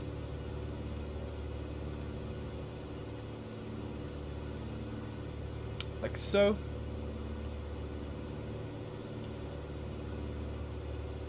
And I believe that should be fine. And I'm going to turn my tank now onto the left tank. And I'm going to start following this VOR. So I'm going to actually... Now I'm going to go up to 6,000. So let's just bring my RPM up to 2,400 RPM. Bring the manifold up. And that's going to bring us into a climb based on our trim. Let me go back to... yeah, the stock planes are very twitchy, particularly in pitch. Yeah. Sorry, please turn down ATC. I did turn it down. I'll turn it down a little bit more. But I think it's actually going to be pretty quiet now for the remainder, so I'm not going to worry too much about ATC. Sundown pretty much now. And we're on a good intercept course for our radial. So we're going to now go IFR, basically, from now on, I think. And I'll leave a good VFR video on VATSIM to the proper daytime flying conditions. I'm surprised we really haven't seen any more weather. I'm going to have to double check the real-world weather at Liverpool to see if that was all accurate. But yeah, I can see what you're saying, Martin. The stock planes are very twitchy. Very twitchy, indeed. So...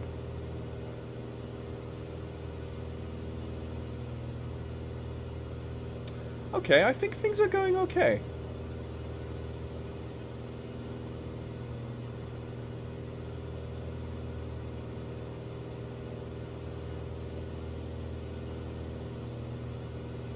Let me just continue to attack that radial. So... yeah, really impressed so far. Really impressed. I think I'm going to definitely have to use this. This is going to probably become a staple. Let's turn off the landing light. This is probably going to become a staple general aviation aircraft for me for quite a while, because I don't think A2A is going to get a lot of their stuff. They take a long time developing their add-ons, and I don't think they're going to really have their stuff in this sim platform anytime ridiculously soon. So I'm really happy. Like I say, the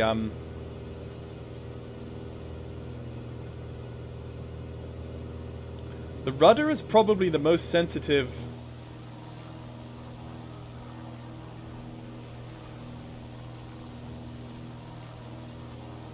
The rudder looks a bit too sensitive, but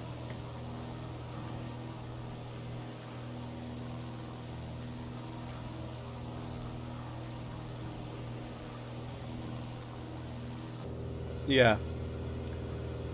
If you guys saw my comments or heard my comments at the beginning of the live stream with regards the dead zone and the curve, it looks like there is a curve on the control settings, just based on how far the yoke moves in the middle of the zone, and then the last 10% of the control, my physical yoke pushes from like here to there. You know, it's a very abrupt curve at the very edge of the curve. So not sure if you saw, but Scott Gentile, owner of A2A, had a belly landing the Aerostar with his son the other day in real life. Might delay the development of the next A2A add-on. Yes, B King 85, thanks for that. I did read that when that happened. In fact, I did read that, and yeah, I think that will delay things slightly. But I remember them also saying that they had gotten most of the data that they needed to create the add-on already before the crash, or before the crash landing. Sadly, the Aerostar, their physical Aerostar, I think he said it's going to be sold off for scrap and recycling. But it means though that they say they are bringing on another. There's another add-on that they're going to be developing alongside their Aerostar now at this point. So that's interesting. We'll see. They certainly don't behave realistically with default settings. I find they fly okay about 50% sensor. Yeah.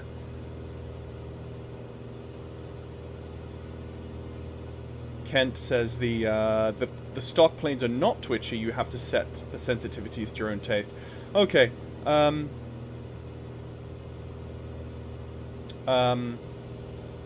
So Heading for Tango Mike, requesting mic check. Right, I want Victor Romeo is receiving you, Romeo 5. Yeah. So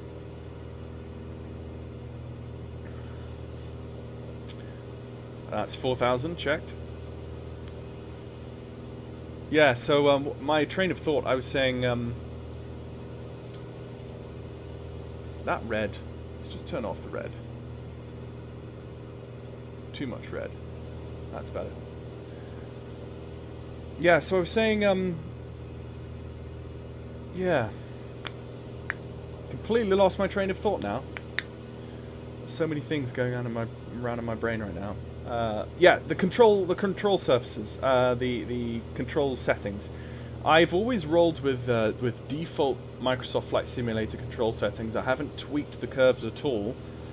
So just rolling into this JustFlight Arrow 3, this aircraft using the default settings is it's as if it comes with its own customized control curves already built into the add-on. That's what I'm saying, because I haven't tweaked them myself. So if you have already tweaked the default settings, the default control curves, if you were to install this, it might be ridiculously heavy on the controls, and you might have to tweak your controls back to defaults. I don't know. That's something you're just going to have to maybe once I'm in cruise or something, I'll try and look up what my settings actually are. I don't really enjoy pausing the sim while I'm flying on VATSIM, but we'll see. So as the nighttime comes along, we have our normal, very beautiful lighting, and I'm kind of in love. I really think she's a beautiful cruiser. It cruises so nicely, and like I say, those control surfaces, you feel like she's dependable, she's solid. In real life, and I've flown a Cessna 172 very briefly in real life, and I will say that when flying a Cessna, you literally with your index finger can just press. If you've got the aircraft trimmed, you literally with your index finger just touch the controls like this, and you can create a very gradual bank left or right, or up or down, very gradual, smooth control inputs. And that's what it's like in real life. You really don't muscle these controls around that much. So having a control curve like this that gives you very, very smooth, graduated control on the stick and on the yoke is really nice to feel. So I'm happy. I'm happy leaving my controls in this state. So now we're on our radial. Let's go. Let's turn on the autopilot, and let's turn on nav. And that should hold my radial now. We could turn on heading mode, but that would take us off to the west, as you can see. I want to follow this radial, so I want to see that this aircraft and this setup is working. So I've taken all of my hands and feet are completely off the control surfaces now.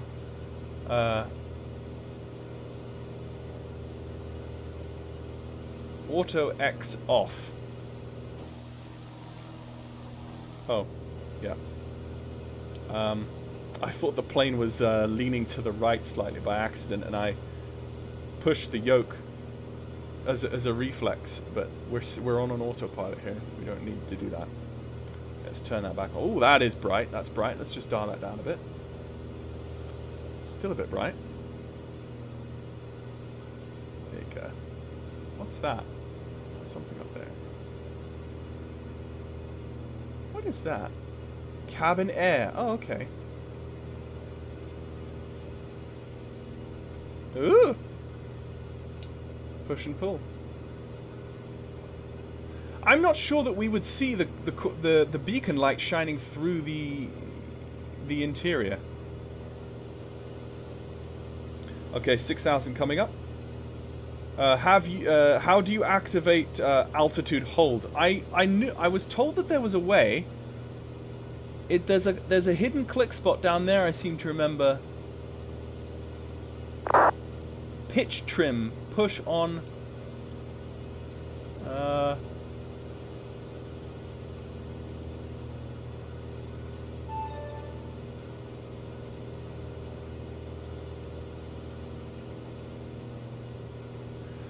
I don't know. I'm going to just pull my controls back and then trim to maintain. Oh, hello. Have we got to our VOR already? Oh, we have. Let's just go off with the autopilot and manually pull us round to our new heading, which is, let me just check. I should have been watching this. Honolulu on 127.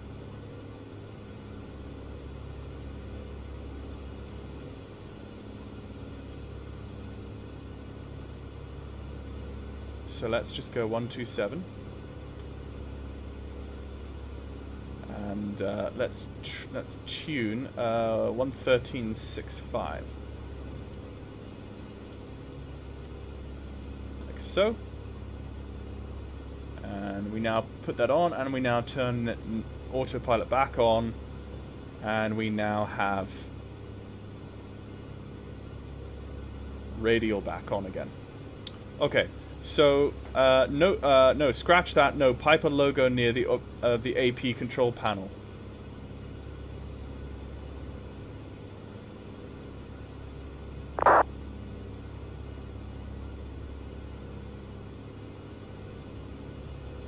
Piper logo.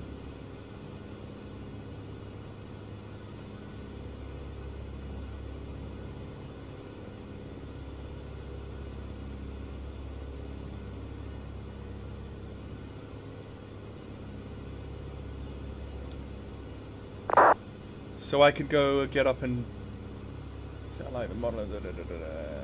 Is it on the yoke itself? No, there's only a click spot. Set magneto to left. Oh, that's the click spot behind. Yeah, I can see the Astrotech logo on there, but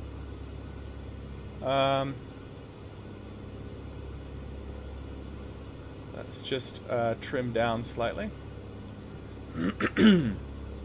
I read it in the manual that there was a click spot. I just can't remember where it was.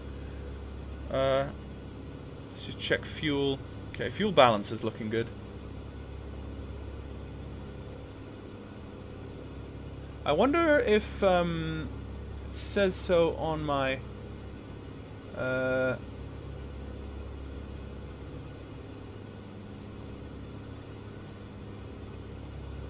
let's go auto fuel selector. Yeah, okay.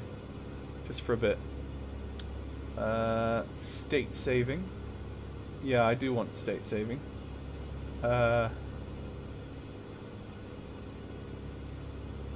I do want warnings enabled? No, I don't want warnings enabled. Pretty much as I need. Let's just still go down on the trim here. Alt hold must be on the autopilot panel.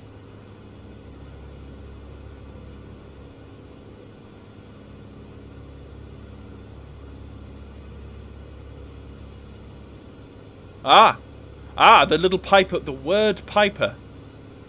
I see. It's actually the word Piper just above this gauge. Yeah, there we are. There we are. Yes! Johan! Dude, you just arrived in the chat just at the time when I found the altitude hold functionality. So, that was very well timed, as a YouTube comment goes. And we are just at 6,000. Let's actually try and hold 6,000. And let's go Boom. Enabled. Sorted. Sorted in it. Alright. We're away to the races now. So, with, yeah. And there was, that's the autopilot still making adjustments on my radial. Yeah.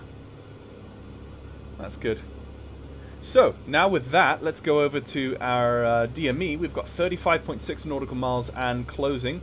134 knots cruise and 15 minutes to my next waypoint. So, there we are. How goes the world with you, Johan? How goes Solmafur and all the delightful people at PFE? I hope it goes well. Vordan Gorda, I believe.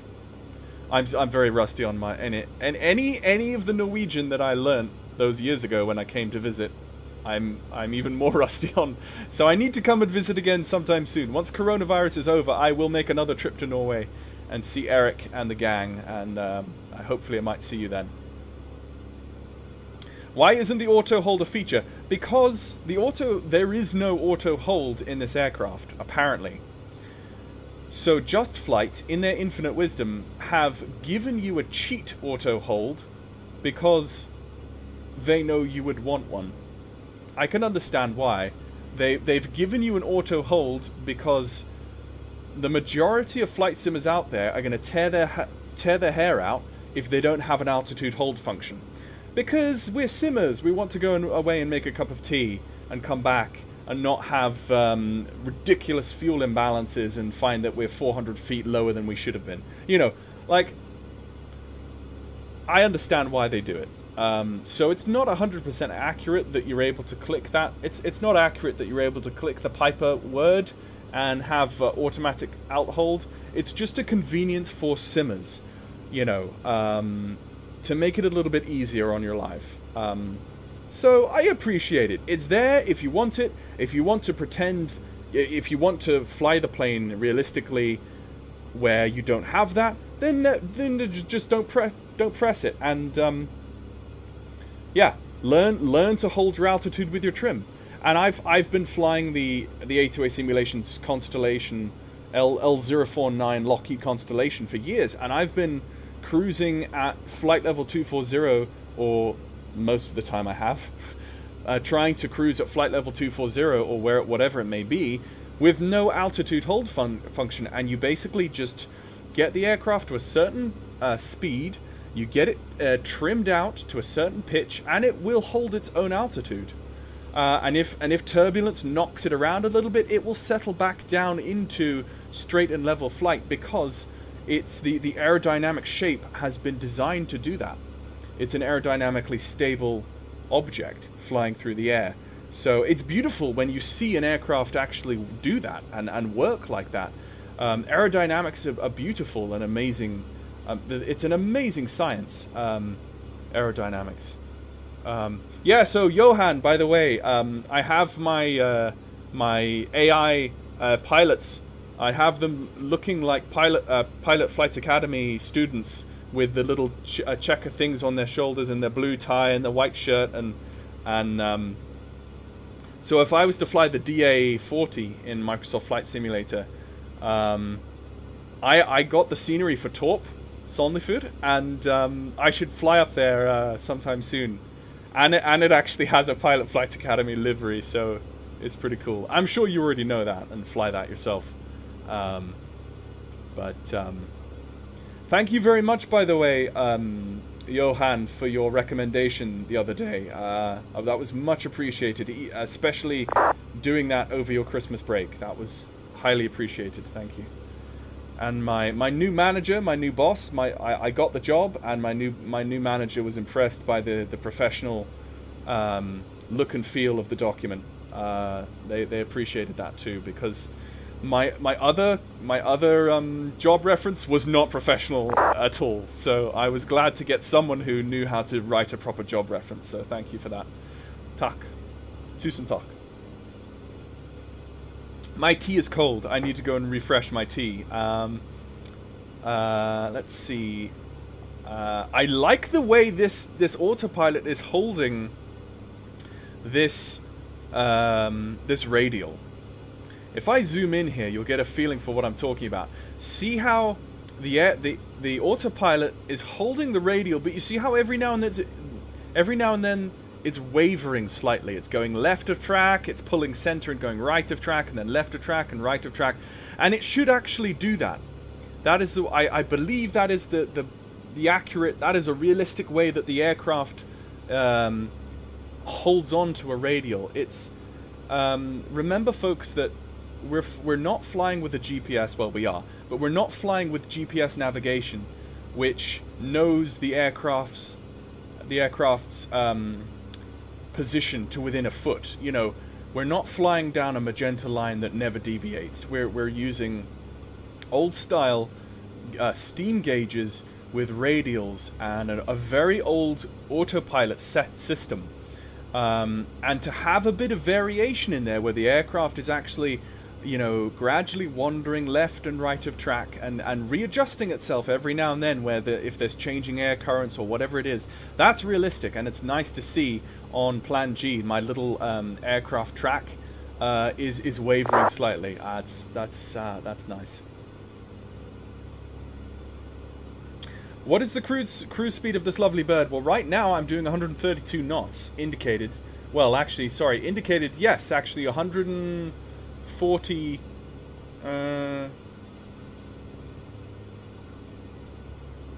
20, 30, 40, so 25. Doing about 126 knots indicated, but then my DME is telling me 132 knots. I believe that's true airspeed. And... yeah, I believe you tune this. I read on the... I read you tune the temperature. Plus 30, minus 30. So if that's 0, what is the temperature right now? Let's see, will Plan G tell me what the temperature is? Not off the top of my head. No, it doesn't tell me my temperature. But that's how you would dial in the true airspeed using that white card below. But it's indicating about 126 knots and 132. I believe that's true. And 19.7 nautical miles to run with 8 minutes to the next VOR. So, and holding 6,000 very nicely. And you can see that radial is. I like to see that. It's just a little bit of realism and imperfection for you. When there will be any support for GTN 750 or in an other add-ons for FS 2020, I do not know, Shabam, if basically the GTN, the Flight 1 GTN 750 avionics suite, it depends upon aircraft developers facilitating that functionality within the sim, and there's no real study where or study level aircraft for GA aircraft or any other aircraft really that have been released for this sim yet. So until that happens and until a developer gives the facility for that, the Flight 1 company can't really bring their GTN 750 into an aircraft until that's facilitated for. So whether or not there's a freeware independent developer that brings that functionality in, that remains to be seen. So,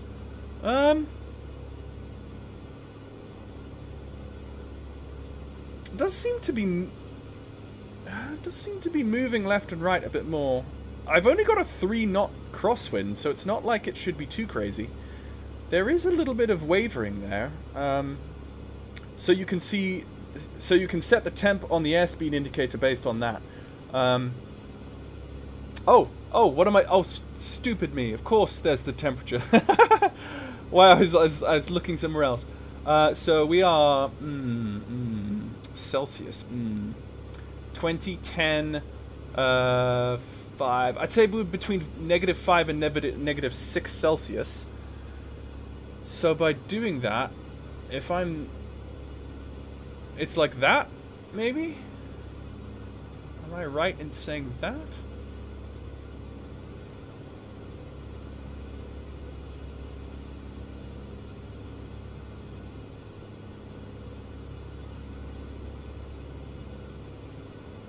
So if I set 134, so if no, I'm 132 knots true. So if I put that to 130, 132 roughly, that would make the 0% down at less than plus 30. So I'm not sure quite how to read this gauge, and until then I would rather not work off of it. 13 nautical miles to go. I hope A2A will migrate and onboard all their aircraft suite for FS 2020. Yeah, no, that would be good. I think in time a lot of these things will. It's just that the SDK for Microsoft Flight Simulator even won't you know, it's all taking its time. But as you can see, it's worth it in the end. What leads to that light on the panel? A lamp at top and sunset. Why is it so reddish? Yeah, that's a good question. It's because the internal cabin light is a red light. So if I turn that off now, you can see we have absolutely no light in here at all because the sun has now set. And goodness me, that radial is getting a bit wobbly, but okay. So I could fly like this, but the reason why it's red, there's a good reason why it's red. The reason why it's red is that it doesn't destroy your night vision. And that's very helpful in the nighttime when you're having to look out at landmarks and do visual navigation. Thankfully, it's a clear night, and we can navigate quite well in the dark based on the lights outside. So if we had these really bright lights on the interior of the aircraft, it would destroy our night vision when looking up and looking out the window. So having that, I mean, I could set that even lower. Let's set that down to like a low setting. It's maybe a bit too low. Maybe up a little bit more. Yeah, something like that is helpful. Martin says line up pressure altitude with OAT. Since you have QNH set to standard, you can use indicated altitude. Yeah, oh, I see what you mean. Okay. I think I see what you mean. I'm going to have to read up on that, Martin, in my own time. Can you turn down the brightness of the dials if you wanted? Yes, you can. So if you have a look on the switches above the throttle quadrant, you can turn down the brightness of the radio, the avionics suite dials. And then you can also turn down the gauges themselves. You can turn them completely off. That looks pretty cool. That looks like proper Hunt for Red October in some sort of Cold War missile sub. But for now, I think I'll have them. Oh! No, I didn't want to change my throttle. I accidentally changed that, and then you can. I got to change my controls here. I've got to stop the middle mouse wheel from scrolling in and out, and then I'm going to reset those there. So yeah, rotate the ring until the pressure altitude is aligned. Okay, so rotate the ring until the pressure altitude is aligned with the outside air temperature. That's what the manual says. So the numbers up top are the pressure altitude. So that they're aligned. So if I aligned 0 with 0, like that, I would get 118 knots true airspeed, which doesn't make sense, so that must not be right. So if I were to make that correct, 129, so almost 130 knots true airspeed would be that. I don't. Yeah, I don't know. Okay, I'm gonna have to watch a YouTube video on that because that doesn't make too much visual sense. Shabam, sorry Peter, my sim crashed just before takeoff and due to clearance delay I terminated. Enjoy your stream. Oh, I'm sorry to hear that. Yeah, take it easy. I need to pay attention. I've got 3.8 nautical miles to my next waypoint. So let's just zoom out. Yeah, it's Compton is next. Compton is 114.35. So we'll go... let's go over to heading hold, actually. Let's bring the heading bug up to top. And let's go heading hold on. And then, like so. So we are apparently now on heading hold. So now we can reset. Compton is 14.35. Let's go 14 and 3.5. Yep, you can see that the VOR is reset, and now a new radial of 163, which is to the left. 163, and now let's turn the heading to the right. And you can see that the aircraft is, yep, now it's pitch is holding, the altitude is rock solid. The altitude hold, you'll all be happy to know, is rock solid. We do have a bit of a discrepancy on our fuel. So I don't know if that... It's currently set to the right tank. I'm going to set it to the left and just see how that goes. And now I'm going to go back to the heading hold. Or the nav hold, sorry, I'm going to turn heading hold off. And I'm going to go to nav. And to demonstrate that I'm now on nav hold, I'm going to turn the heading off to one side. And that's clearly not... And we'll see that that won't influence our heading. So 627, that's UTC, which is local time in England. Your DME shows ground speed plus wind. Oh, okay. That's why it's not looking straight. Yeah. Thanks, Martin. That's why it wasn't making sense to me, because that's your ground. Right, that's ground. Obvious. Duh. I knew that. I knew it was ground speed, or at least I should have known that.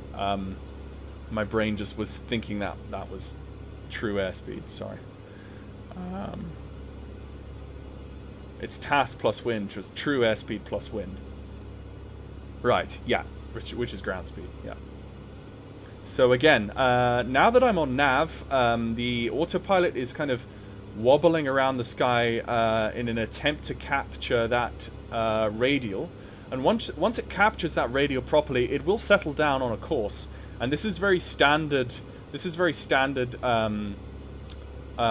behavior when trying to capture a radial in an aircraft like this. I've seen this a lot of times before.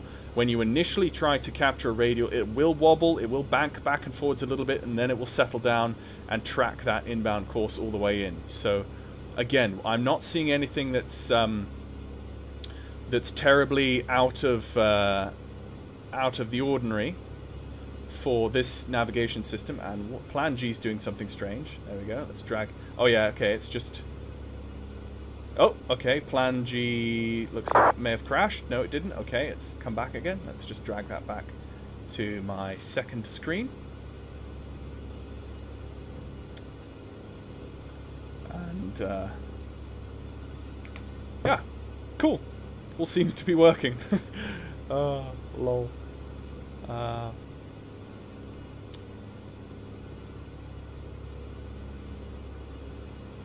So, your DME shows ground speed. Yeah, sorry, I already read that. Yeah.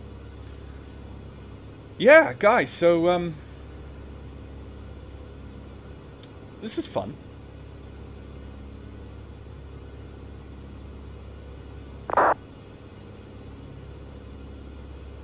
So, yeah, I will definitely be flying this aircraft quite a lot. 48 nautical miles to run. You know what? I think it's time to go grab a cup of tea, so I'm going to pause track IR. I'm just going to double check VATSIM to make sure I'm not going to run into anyone else's control zones, which I am. Okay. London North Control, London Central. Maybe I'm in London Central. I have no way of knowing on VATSIM. It's kind of hard. 127.1. Well, you know what? If he wants, if anyone wants to call me, they will.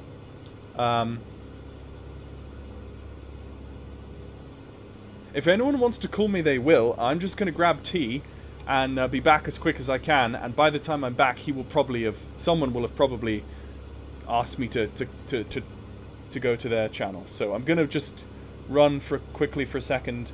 I believe I have the all-important tea. Gone to get tea, will be back soon message. So I'll be back in a second.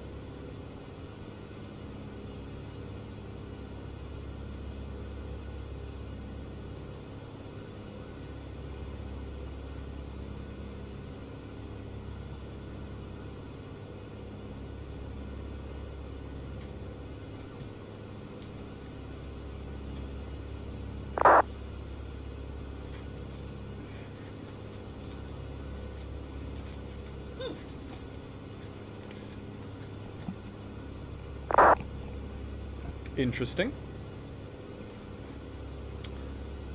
Interesting that they have not called me back, but hey, their loss. So, play the progressive house mix. Yeah, yeah.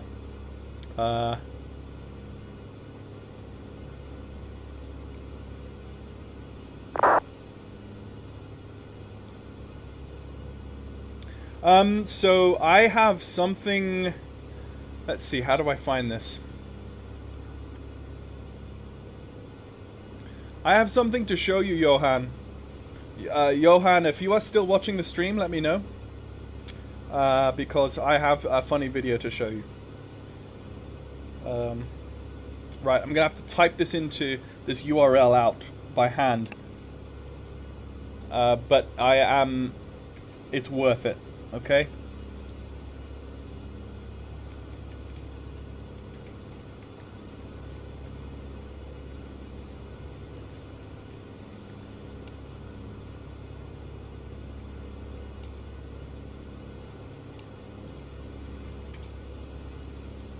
Okay, is it? Yes! Right. I'm just going to wait and see. Let me know in chat, Johan, if you're still here, and I will show you this video.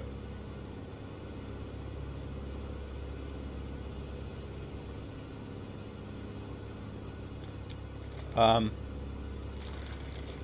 got myself some digestive biscuits from the kitchen, and I have my tea, and this is what we do here in my country. Mm. Mm. Mm. Mm. Mm. Mm.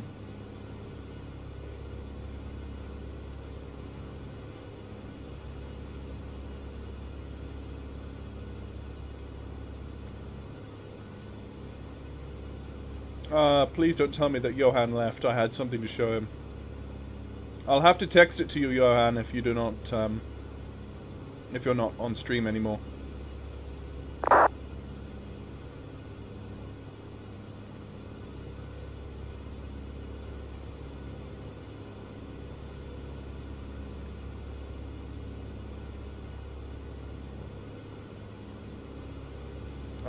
I'll have to send it to you later, Johan, if you're not here anymore. But yeah, I'll show it to everyone else though.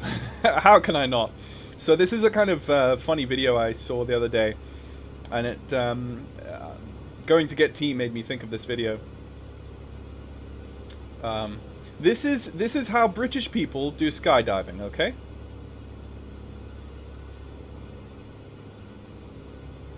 We must have the sound on as well. Okay.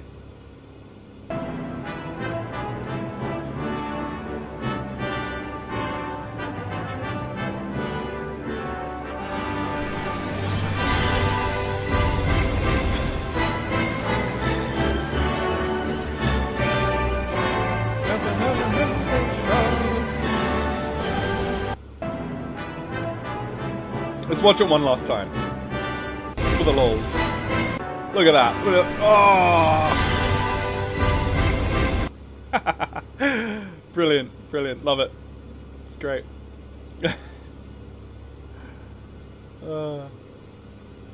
I know. Okay, 30 nautical miles to go. She does like curving around the sky on the radial a bit more than I'm used to, actually. Now come to say it. She is kind of wobbling around a bit, but maybe that's just the style of the autopilot just isn't as good as more modern ones to hold a track properly. And if that's so, then, you know. Oh, we heard someone on Unicom. And I've still not got a call from anyone at London Control saying that, yeah, London North or Central have not called me up. But then again, yeah, 6,000 feet. I might become a bit of an issue getting close to Gatwick Control. Maybe, I don't know.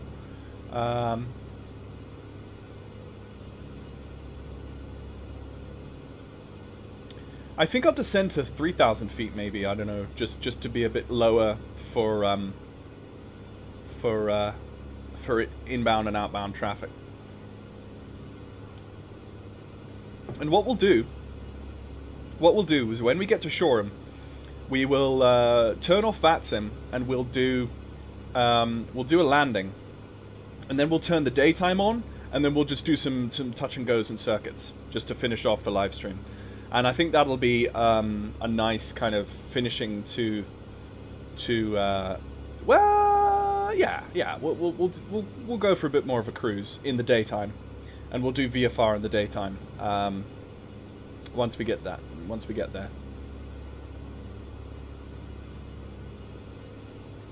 do an outside view. Oh! Yeah, obviously, blank nighttime, can't see a thing. Sim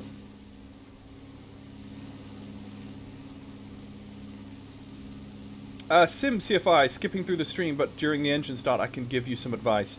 Yeah, I think the whole world could give me advice when it comes to engine start. I'm that unsuccessful at engine starts. But yeah. Yeah, feel free to leave me some advice either in the chat here or on the YouTube comments once the live stream has finished. And I can always roll those into the... Pretty much all piston engines of this size start the same way, okay? Lay it on me.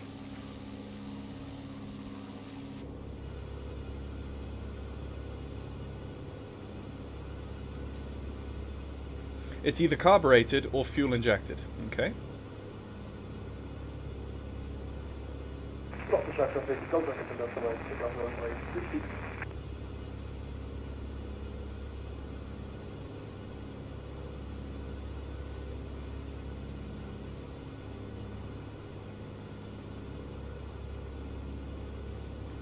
If it has a carb, then you use the manual primer with the fuel pump, if it has a fuel pump as well. And you start with the mix full rich. Okay, that's like the A2A Cessna 172. No, sorry, no.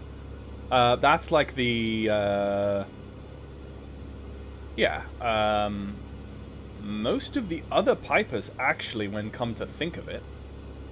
The Piper Cherokee, does that have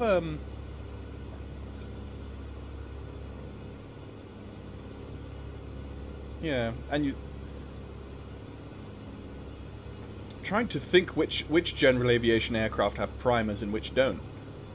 The Cessna 172 is fuel injected. The 182 is fuel injected. But I think the Piper, the A2A Pipers have... Yeah, I think they have primers. But then... there is no primer in this. So this plane, the Arrow, is fuel injected, so you prime with mixture rich and fuel pump for a few seconds and then turn the pump off and mix to idle cutoff. Right, so that's what the checklist states. That's what I did, but maybe I didn't do it quite right, and I maybe flooded it slightly by accident, and then my problems just evolved from there. So maybe in that first attempt at starting, I flooded it slightly too much, I'm not sure. Cherokee had manual push-pull primer. Yeah, I thought it did. Yeah. Yeah, so you're completely correct, SimCFI. This is the way that this aircraft is set up. You can actually see it in the oh goodness me, that's bright. In the checklist. If I go to the ground check taxi starting cold engine, you see throttle, half inch, alternator switch on, battery master switch on, fuel pump on, mixture rich, then idle cutoff. So 2-3 seconds. Prop clear, start engage, then mixture full rich after you engage and the propeller is cranking and catching. So yeah, it's an interesting one.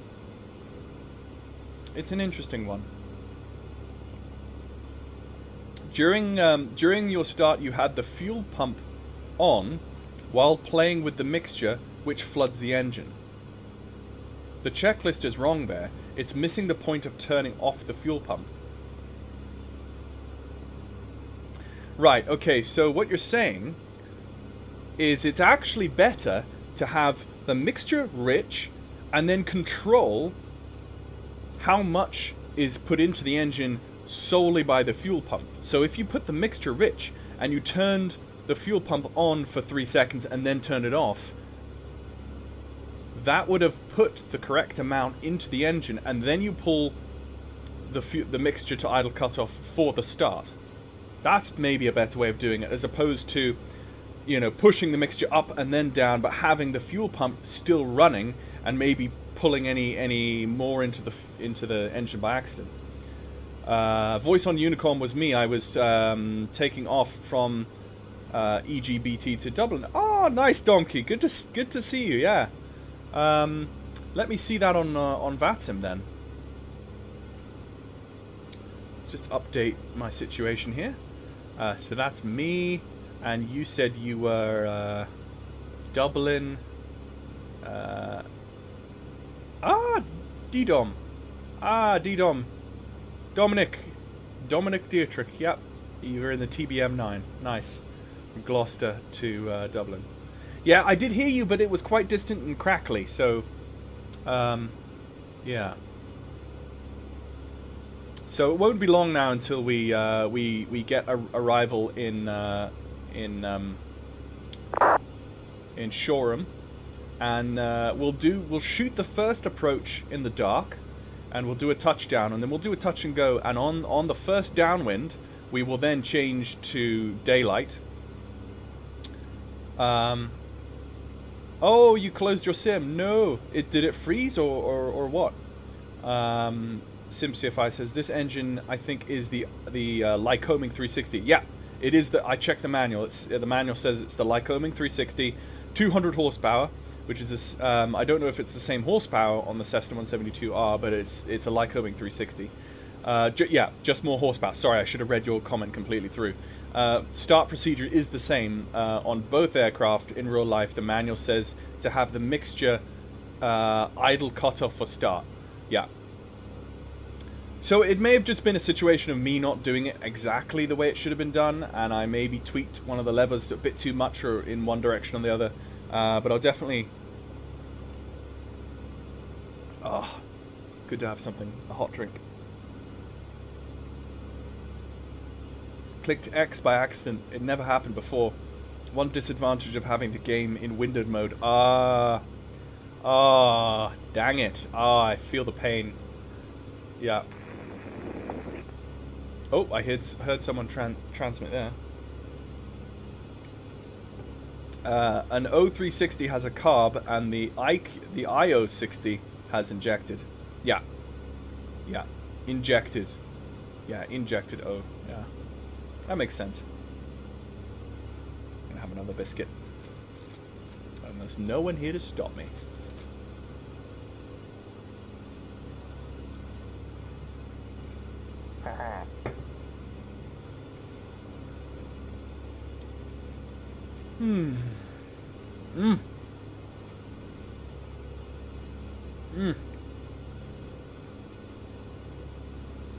Digestive biscuits, I tell you.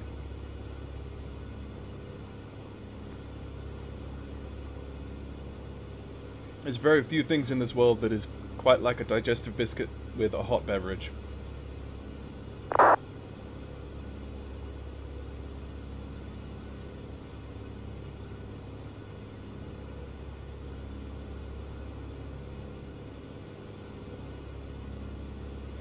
This plane looks great. Really missing my A2A planes or similar quality in Microsoft Flight Simulator. Haven't really touched the sim since release. Yeah, I don't really touch it that much these days either until things like this release. I think I'm definitely happy enough with this Piper Arrow 3 to use this and to really start simming more frequently in Microsoft Flight Simulator from now on, now that I have something that is actually pretty decent. It's not, and again, that's the thing, we're always going to be comparing everything to the best, which you know, we have some of the best stuff in previous simulators, but based off of everything that I've seen so far in Microsoft Flight Simulator, this is probably the best general aviation add-on to come out to date. Because of course, I mean, I've been seeing the Coronado stuff.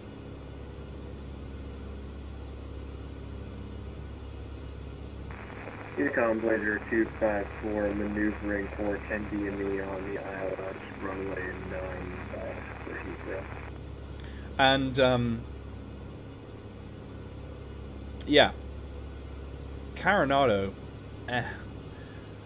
kind of feel like they're still following the same model of creating stunning visuals and stunning eye candy and expecting, you know, everyone to be happy with that.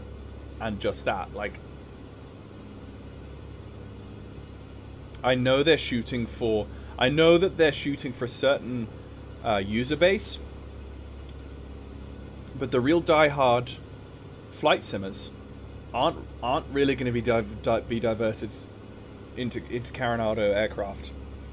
So, you know,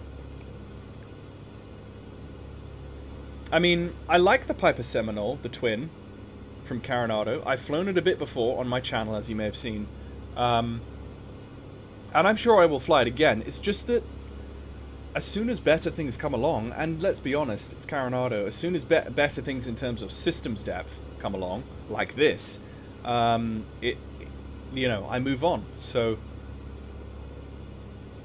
but we, you know, I'm talking about this live stream is about this aircraft in specific. So, you know, from what I see this evening, you know, and I'll fly around in the daytime when we get to Shoreham again. We'll do some touch and goes, and I'll fly around at Shoreham in the daytime, so you guys can see, those of you who came a bit later to the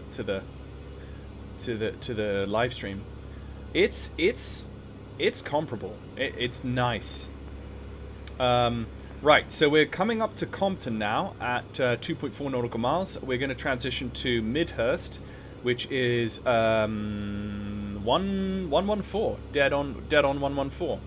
So let's do that. Eco Blizzard 254, turning final and 9 right, Heathrow. It's 140.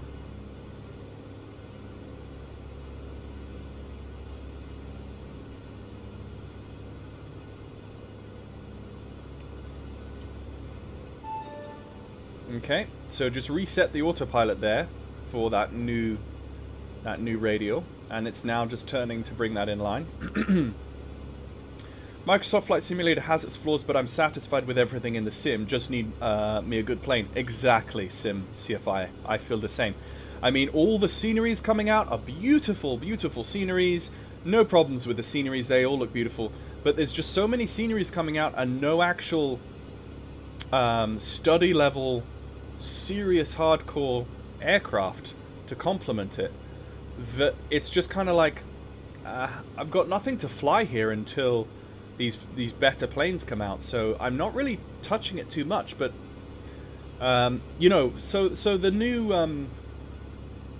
the Aerosoft CRJ that should be coming out soon.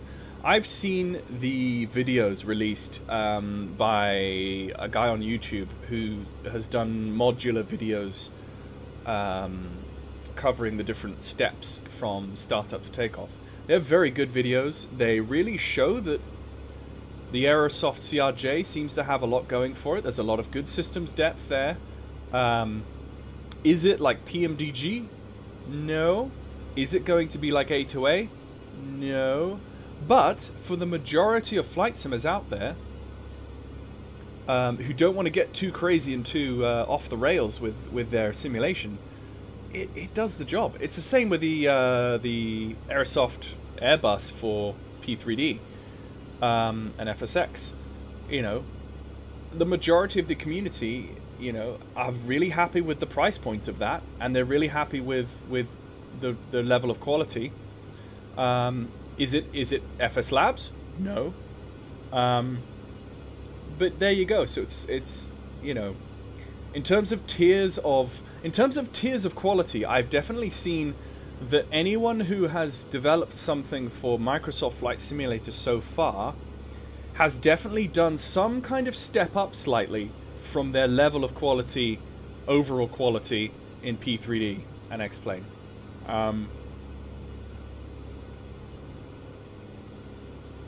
So, whether it be visuals or systems depth. So, you know, we can expect great things, and I think we should hold the bar very high, particularly for the likes of PMDG, FS Labs, and A2A. You know. So this is the PA 2028R-201. PA28 is the Cherokee. R means retract. 200 is the horsepower, and the 1 at the end means tapered wing. Unless info of the day is useless info of the day for those curious. Not useless info at all. That's very interesting. Yeah, so the PA28 is the Cherokee. So the PA28R-201 means the 200 horsepower version of the retractable Cherokee. So Seabird 7058, turning to final ILS 09 left. it all makes sense. So, okay, so Gatwick has gone offline, so that's why we just got Speedbird someone. 7058, was that maybe? I'm not sure. Oh yeah, Heathrow's gone offline as well. Okay. Yeah, so London Control has basically completely ignored us. Maybe they've just got their hands full. 0 at the end is the Hershey bar wing. Ah, yes. So the 828 Cherokee is a PA28 180. Right, so the 100... Yeah. Okay. Yeah. Cherokee 180. Yep. That is logic. That is logic at its finest. I will drink to that. And have another biscuit.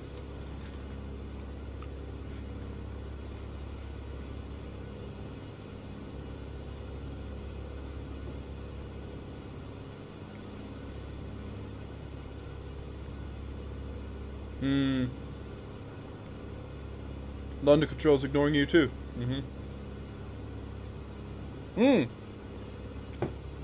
POTUS will answer. Excellent question. Allow me to show you the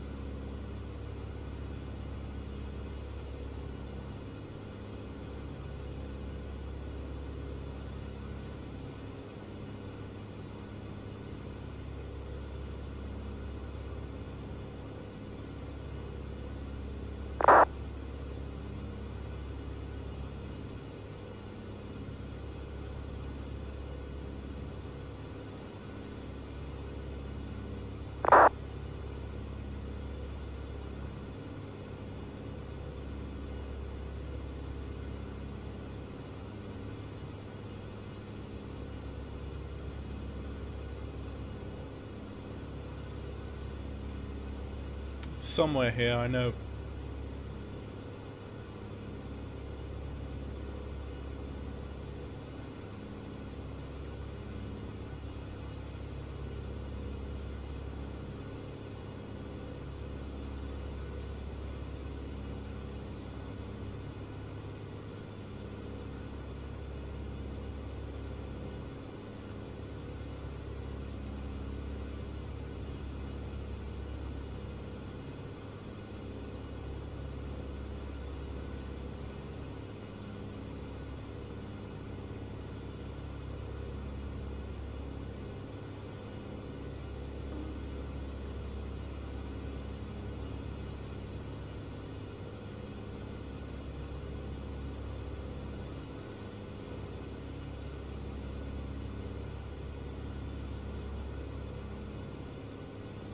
Ah, here we go. Maintenance.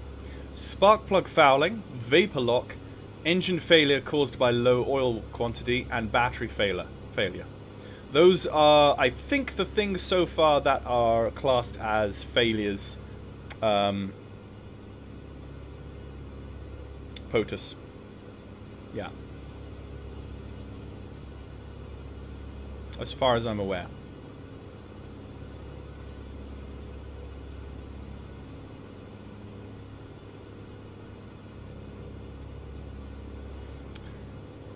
Is that the checklist and manual from JustFlight? Yes, it is. I should message them about the error in the startup checklist. I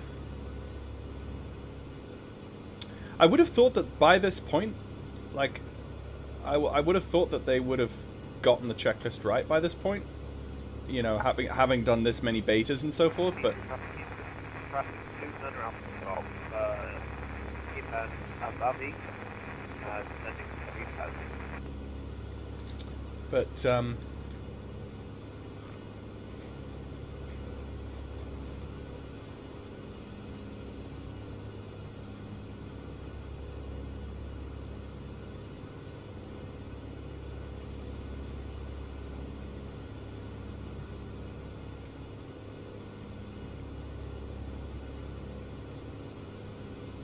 But yeah, go for it.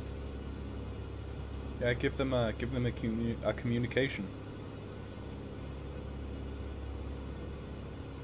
That's Farnborough.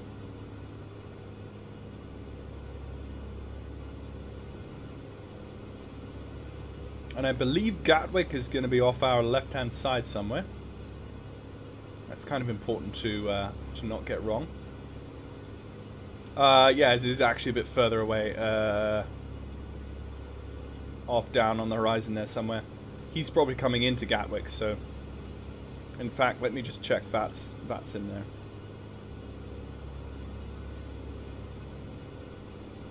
No, he's coming into Heathrow. Okay.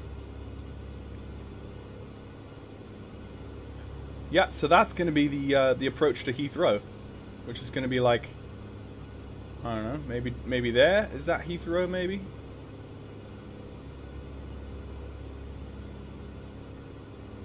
Somewhere off in the distance there. I'm going to hop off the stream for now to do some writing while flying. Enjoy your flight and a happy and safe landing. Thank you, Domkey. Good to see you. And hope to see you soon. I hope to be doing more flights in this beautiful aircraft in different parts of the world. I'd like to... oh, hello. I forget that she's sitting there, and I turn my head, I'm like, oh, who are you? I definitely want to fly this aircraft all over the world. I want to now take this aircraft, you know, and take it all sorts of places. New Zealand, Australia, Africa, America, into Europe. Everywhere. I might just do like a ferry flight just for my own personal enjoyment. Just take a week of because I work from home. I sit and I could do a week's worth of ferry flight somewhere. And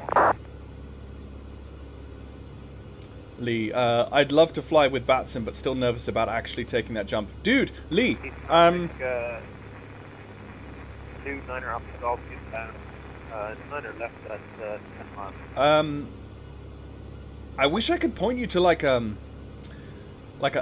list of YouTube videos on how to get started with VATSIM. I think the best thing to do is to log on at an airport that doesn't have many aircraft, so it's not too busy, and there's just a controller and you, and literally just do a circuit. Do a VFR circuit, and that's it. And, you know, from start to finish, you know, do it offline, just so you know how it works. Get yourself a circuit, you know, get proficient doing a circuit, and then do it on VATSIM. And just don't worry about anything else. If you can do a circuit, there's very specific calls. It's very standardized, like ATC isn't going to throw you some crazy random request when you're doing a VFR circuit, you know. And if you put in the info box that you're a student pilot and you're just learning for the first time, you know, they'll go easy on you. And also fly with Kix VFR Club if you're in the UK. They're great people. Domkey, it would be so amazing if you'd join me on my international VFR flight sometimes. Short hops around 200 nautical miles. Next major steps is from Dublin to Senua in Mali. Wow. That's a step and a half. See, my problem is, Domkey, is that my time, like, at the moment is very unpredictable. I'm in the middle of trying to move house, so, yeah. Plus, I've got work after school, as they call it. I've got work after my normal work at 5 p.m. now, so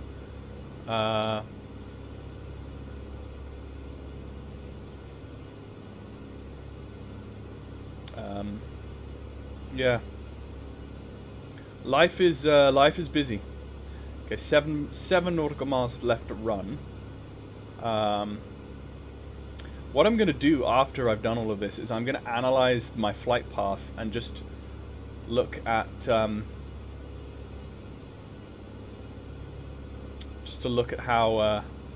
how this autopilot has held the radials.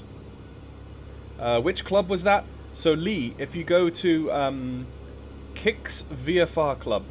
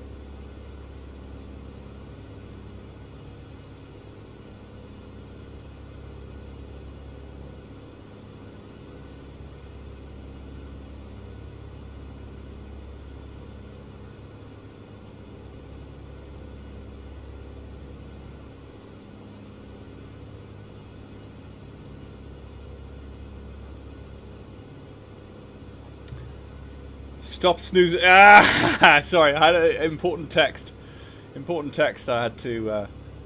See, this is what I say, like... My time is... Yeah. Yeah.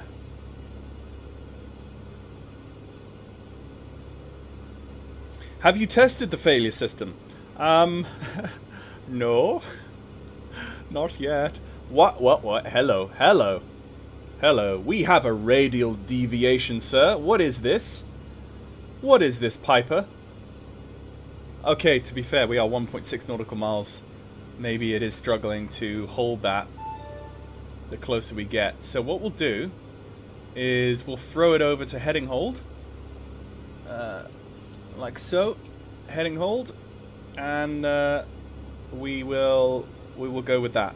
So we're going to pass over the radio, over the VOR in about 1 nautical mile. So the nav function isn't really having a good time trying to hold on to that. So we'll just go for heading hold from now on. We can pretty much see, we can see the coast. We can see all the lights of Shoreham are lit up ahead of us. So we shouldn't have a problem there. Since I was on the JustFlight website, I noticed Air Hauler 2 is available for MSFS. That's so cool. Wonder if we get a discount for that already owning it. You might do, actually. I've never touched Air Hauler 2 myself, but if you like it yourself and you think I should be flying it, send me a couple of YouTube videos on of people showing how it's done, because I've never really bothered with it myself. I have FS Economy, and I've been saving up on FS Economy for the Piper the Aerostar, the Piper Aerostar. I've saved about 380 grand on FS economy to get one when it A2A releases it. Those red lights have got to be the windmills offshore, which you don't actually see in P3D, but they are here modeled in Microsoft Flight Simulator because of the global terrain being so good.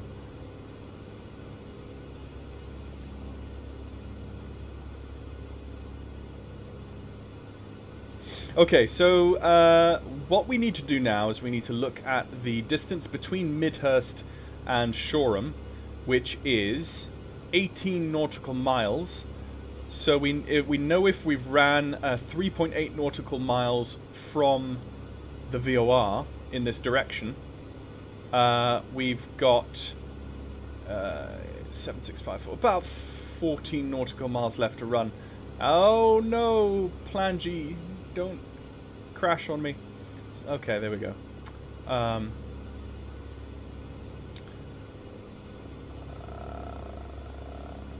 we go. It's just... I'm going to start descending. So I'm going to come off the altitude hold. And I'm going to pull the engine back. And there's a cool thing that the Piper Arrow 3 does. If you are below a certain altitude and at a low enough speed, the gear will automatically retract or automatically come down.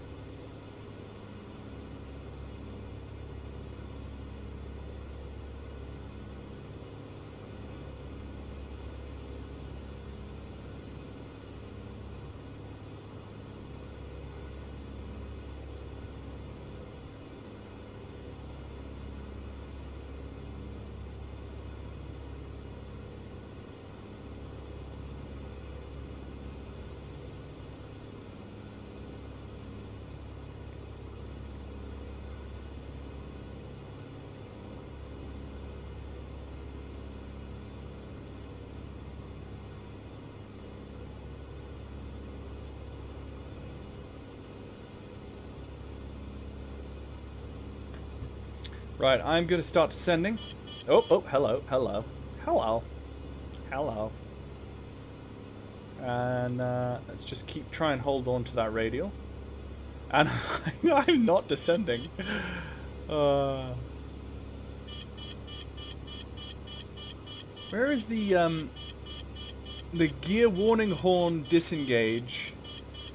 Do we have one of those in this aircraft? That's the one thing in the manual I haven't seen, but what I can do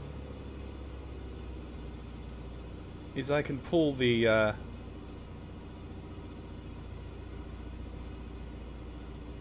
oh, I still had it enabled. Stupid me.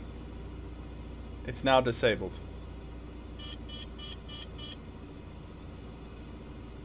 Yeah, we're very slowly starting to descend. Okay. No, I didn't fall asleep, Domkey. I just have people texting me. I thought you said you were leaving. Haven't you left yet? There is no landing gear alarm disengage in the real aircraft. Yeah, that's good to know. Yeah. So how do you descend then without it beeping? Do you pull the RPM? Actually, the governor won't go below 1700 RPM, so that's interesting. Do you just put up with the beep then, Sevi? Or Sev, sorry. Very annoying in real life. Okay, well I'm just gonna pull the pull the prop as well because, and I'm gonna go prop full.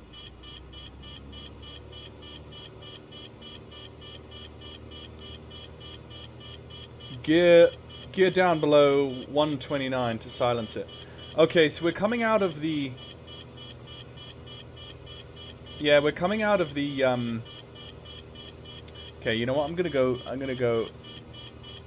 manual. I'm going manual. Okay, 100 knots. Gear down.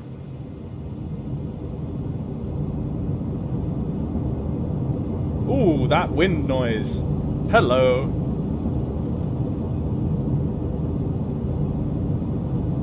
Yeah, no, I definitely do feel like I've just slowed down.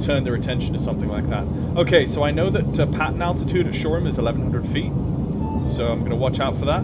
POTUS says the mods for a few of the default MSFs is really good. Those aircraft flyable for sure. The TBM, the 152 of course, and the yeah.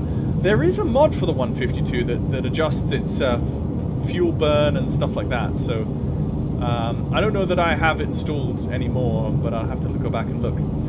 The propeller texture going back and forwards looks a bit kind of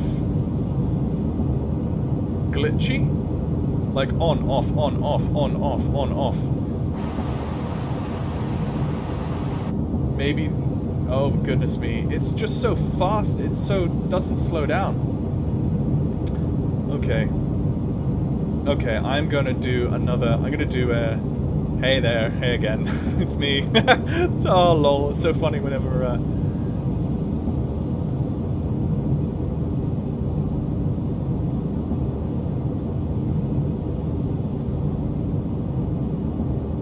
there we go.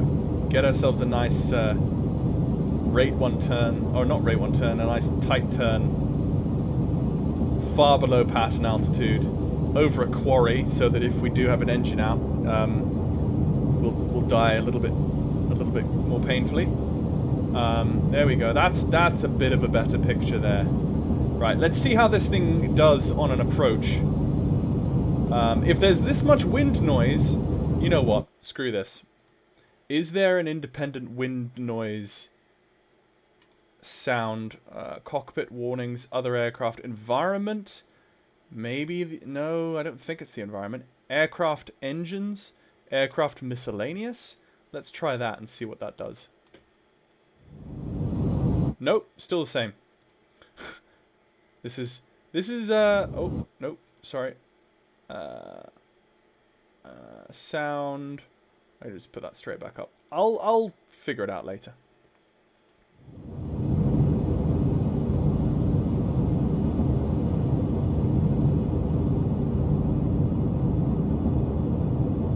Yeah, lots of trim is needed in this thing. Okay, first notch of flaps going down. Landing gear. Okay,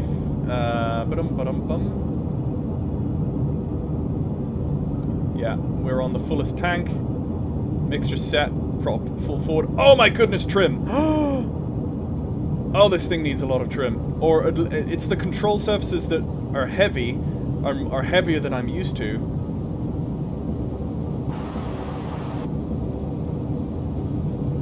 Oh, hello. Yeah. Yeah. Oh, this is, yeah, I'm not used to this.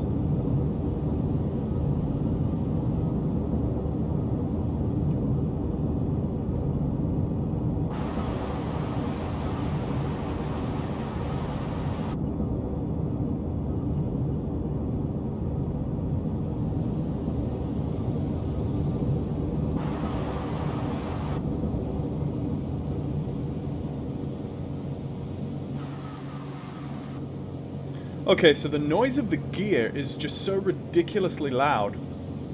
Okay, that is, gear is up, and lights are out, and that's 300 feet, so flaps up. Whew. Right, let's bring those back.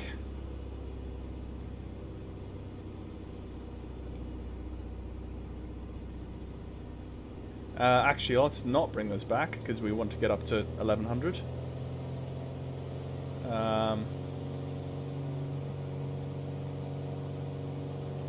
She is a handful. Let me just go back to the chat so I can see what you guys are saying. She is a handful. I know, low terrain. Too low, flaps. Too low, flaps.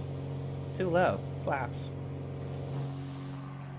She is a she's gonna need to... Hello, ATH Aviation. Good to see you. Okay, there's 1100 feet. Coming back to cruise setting. And let's go into a... let's go for a rate 1 right-hand turn. Thank you very much. It's so fun. I'm still not used to seeing her sitting right there next to me. And trim, and trim, and trim. Goodness sake, trim. Yeah. I don't know. It's hard to describe, guys, but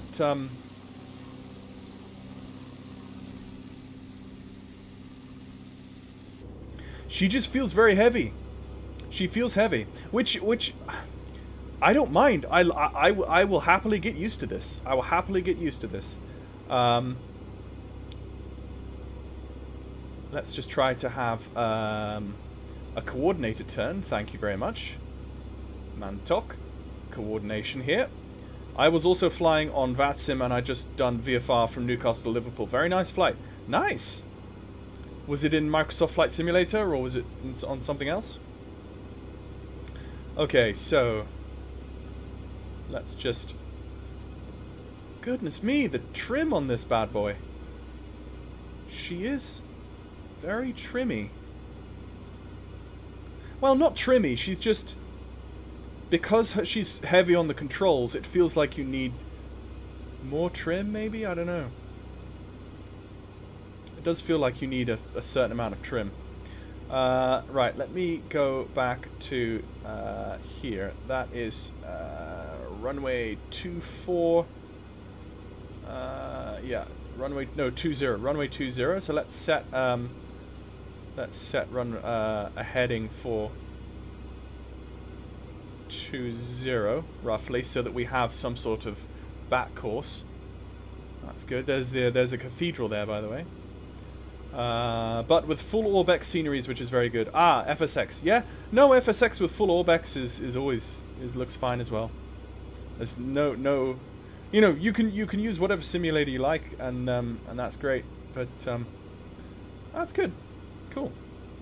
Oh, I'm loving this. But the wind sound of the gear is just very loud. Very loud. Let's go props full. And prop and mixture is full. Lights are on. Let's make our base turn. And let's do the base turn without losing or gaining altitude.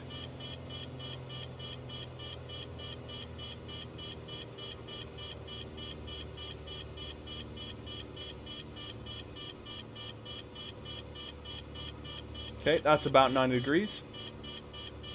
And let's go gear down. Yeah, and the gear definitely does cause a fair amount of drag. Yeah, if Scott from JustFlight was watching, I would say something about the gear wind noise is just too much. I'm wondering if there's a way I can actually tweak that myself in the settings. Okay, I'm gonna do a bit of a. I'm gonna cut the corner off the. I'm gonna cut the corner off the final here, because I feel like flying down the valley here by the river is a bit easier. Right, I'm going to put in some more flaps. I only had one notch of flaps in, so I'm going to see how she feels with full flaps. And the wind noise now just obliterates everything else, which I don't think is quite right. So maybe I need to do some adjustment here. But she controls beautifully. See this fine adjustment that I can do to the controls really nicely? I can dial in really specific control inputs. Just under 80 knots, 75 knots.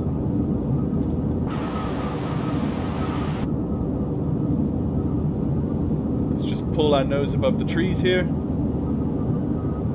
And I'm deep back in my my yoke is back in at my chest here, so I've just readjusted some trim. And the next one I will actually get the pappies right. That's what I'm going to try to achieve. Okay, thrust idle and flare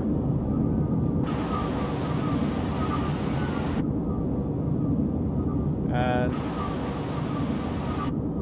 the rudder is in comparison quite violent compared to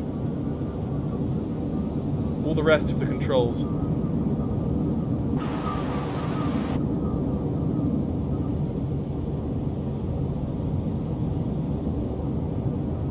Up with the gear.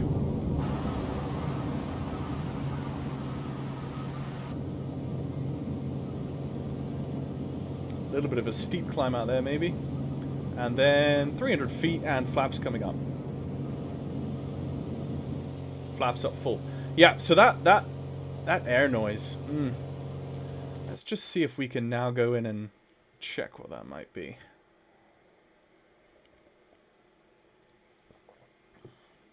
You see, I have my master volume down at 3. Like, I should not be hearing these loud noises. Cockpit. Maybe it's cockpit. Environment and interface. Okay.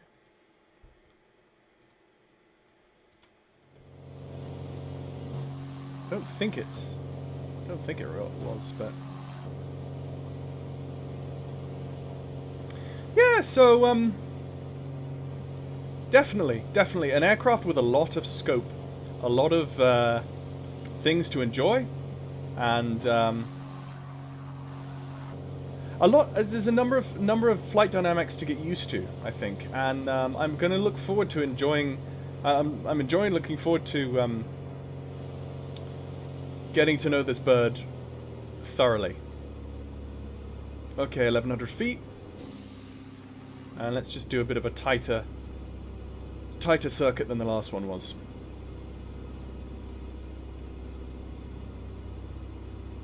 It's not really a rate 1 turn, but let's just ease that out a bit. There's a rate 1 turn. Center the ball slightly more. Nice to see that the slip and ball indicator and all that work nicely. It's a nice rate 1 turn there. And I'm about 120 feet too high. Coming back around on my downwind is my right downwind now. So now let's just pull back. And I'm trimming down to get the nose down. So yeah, she is, yeah. It's hard to describe. It's the sort of thing that I kind of want to say. I can't fully give you an understanding of how it feels unless you have a go yourself. But what I can say is that the controls are definitely much more heavy than the default control setup seem to be for default Microsoft Flight Simulator aircraft. And whether JustFlight have customized their control inputs specifically for this aircraft to appear to feel this way, that might be what's going on.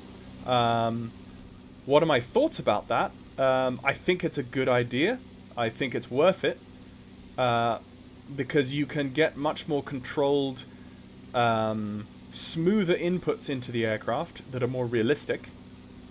Okay, let's actually do a proper box-shaped downwind here. And I'm still, again, she loves going fast. So let's begin my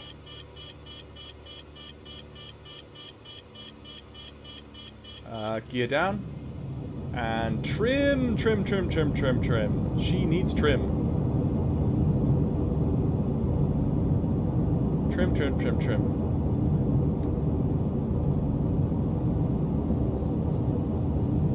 A little bit further. I think we'll make this a full stop, ladies and gents, and we'll call it a day here. Once we're down.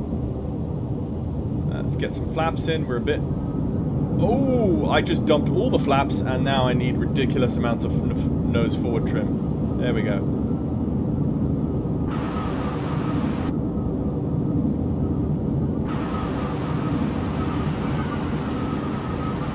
See this hill here?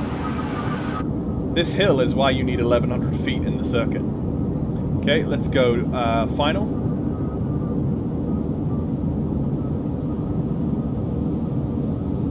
Let's make that an abrupt final turn. There we go. Okay. Yeah, this hill is why you need 1,100 feet in the circuit. Okay. So this is going to be a full stop. Landing lights are on. Mixture and prop are full forward. Gear is down, 3 green. Flaps full. And I don't know that those pappies actually work. Because I would have been seeing some... do they actually work? I would have thought I would see some ambers by now. I think it only works from the other end, maybe?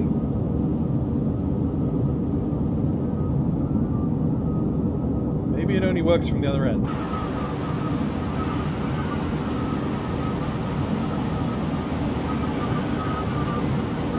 Anyway, beautiful aircraft. Coming down a little bit fast. Let's oh, I could go in for the grass strip actually. Let's do the grass strip instead. It's off. It's parallel to the runway. To the big one. Let's do the grass strip. See how that works out.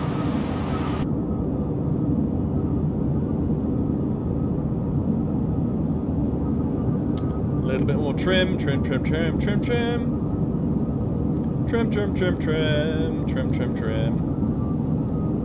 Trim is the name of the game. In this aircraft, at least. I think it feels like it needs more trim just because the controls are heavier. I think that's what it is. Because the controls are heavy, it feels like you need more trim than you actually do. Okay, so over the threshold, throttle to idle, and flare. Woo! Hello. And nose down. And brakes. Brakes definitely work. Very good brakes. Flaps up. Goodness me, that was fun. Woo! That was a fun flight. That's a fun aircraft. Goodness me. I'm really, really happy with that little aircraft. Oh, and the taxiing is good. The taxiing in all Pipers in Sims has been good to me. Like the A2A simulation Pipers have always taxied really well. The Cessnas, on the other hand, they have a few more gripes, but I've always felt that the let's just taxi along. This is actually a taxiway as well. Yeah, this is a taxiway. It's just that for some reason they've grassed it. There's grass texture here, but oh boy, do I love this! This is a lovely add-on.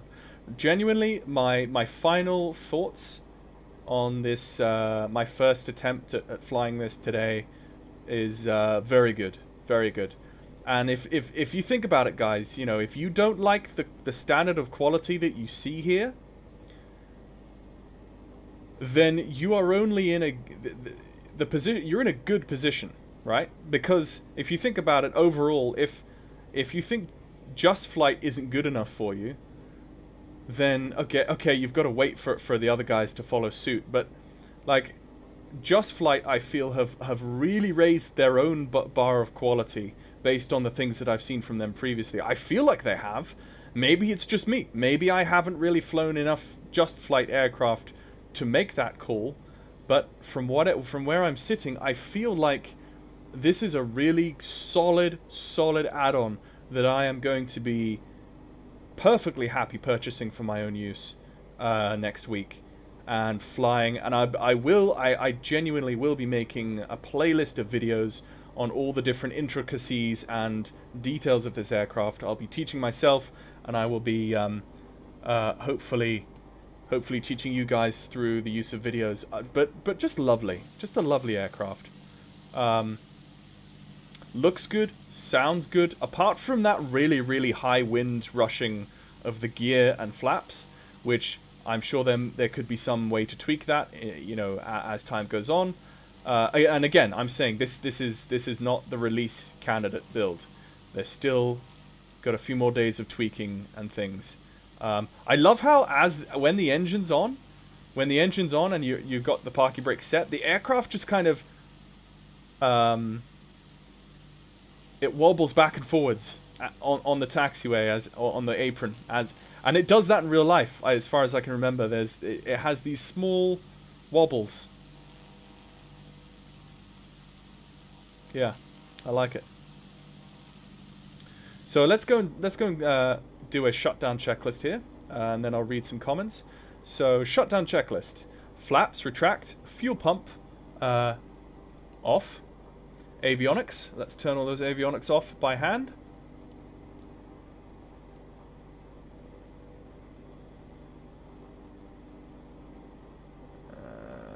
Off, and where's the off button? Off. Yeah. Electrical switches off. Don't think I had any more electrical switches. Oh yeah, well obviously, yeah. Let's turn those off. Let's go. Alternator and batteries are off. Propeller full forward. Throttle closed, and then the mixture idle cutoff. Oh, okay, and we have this thing. Let's just get rid of this. And then once the propeller stops turning and the cylinders stop firing, then we turn off the ignition. Alternator switches off and battery off, and that's it. And what we can do now is we can go back, we can take out our human. We can put on the chocks, the tie-downs, and the tow bar, open the cabin door, the baggage, and the oil door. Well, let's not open the oil door. Let's leave that. I want to leave the oil for future flights. I want to actually see this oil degradation in process happening. So, right. So I've just paused the sim, and I'm just going to look at my final comments here in the thing. You guys have been great. Thanks so much for watching this evening. You guys have really been great chatters in the chat, and I always enjoy having good conversations with you guys. That's what live streaming is all about. So thank you very much for your engagement. Let's just have a read here of the last comments here.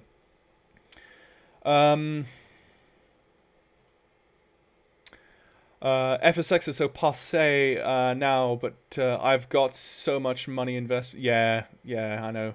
FSX is so yesterday, but now I've got so much money invested in add-ons that sim, it's hard to let go. Yeah. Still got FS9 installed so I can fly the PMDG MD11. Nice. That's dedication right there.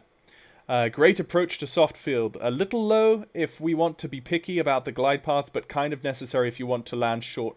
Yeah. The Shoreham approach is always a bit weird because you see the tree line. You're like, ooh. But those pappies didn't seem to be working coming from that approach. I think the pappies only work in the opposite direction. I'm going to have to double check that. John Vogel says, will A2A be producing aircraft for FS 2020? Yes, they will. They are currently they're currently in the works of producing the Piper Aerostar. And also another aircraft that we don't know of yet. Bruce Wayne. Hello, sir. They say they are, but no ETA. Yeah, they will be, but they're starting with the Aerostar. Yeah, thanks, there you go. Yeah, they had a bit of a thing with that. Loving their products on FSX, which is what I have, yeah. Sim CFI. I wonder if I should live stream some stuff on MSF if it runs well on my 2070 and my 1070 and my i7 4790K. Yeah. That's good. I used to have the 4790K. And I upgraded. I'm now on the i7 8400 or 8300, I think. And I'm on the 2070 Super. Not sure what hit the stream. Not sure what hit the stream would do. Yeah. I think I've made all the videos I want to make. Just felt a gap in some instructional knowledge in Flight Sim GA community.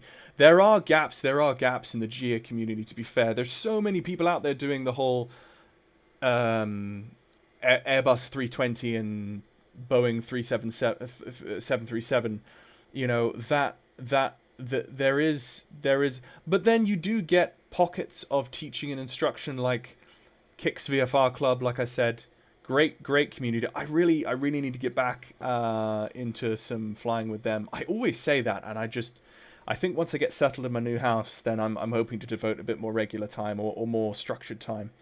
I think I've made would love to just fly and take questions and critiques. Yeah. I mean, SimCFI. What you could do is you could always join me in my Discord if you want to jump on a live stream and help answer questions in chat or something. You could feel free to jump on mine, or we could stream together. We could do a GA flight somewhere together and do a coordinated live stream. I think Twitch has the ability to, you can marry two streams together so that Twitch gives you both streams side by side. I'm not sure. That would be kind of cool. Sadly, we've not heard any developers, as far as I'm aware, we've not heard of any developers giving us any information on shared cockpit functionality in Microsoft Flight Simulator. That would be amazing. It really would. It would be amazing. I would love to do shared cockpit with members of the community in GA aircraft. Boy, if some GA developers could work out shared cockpit, you know, in something like this, or one of an A2A thing, or I don't know, but that would be lovely. It really would. I mean, I do shared cockpit in the Dash 8 Q400 with Ian Fisher and whoever else would like to join at some point. And that's always a lot of fun as well. So anyone else who flies the Dash 8 Q400 in P3D version 5 or whatever, message me on Discord. And actually, just before I finish the stream, I will put an invite link to my Discord. I'll put an invite link to my Discord in the chat. Just so if anyone isn't there and wants to come and message me in Discord about anything, you can do so there. So anyway, guys, thank you so much. I'm going to leave you now. Thank you so much for joining, and really, really, really enjoyed this first look at the JustFlight P28R 201 Piper Arrow 3. And if this is anything to go by, I'll definitely be picking this up next week when it goes live on sale, and I will definitely be very interested in the turbo version of this when it comes out also. So thank you very much. Thank you, SimCFI. I will see you guys later. Hopefully not too much later, but, you know, life. So, okay. Have a good evening and have a good weekend.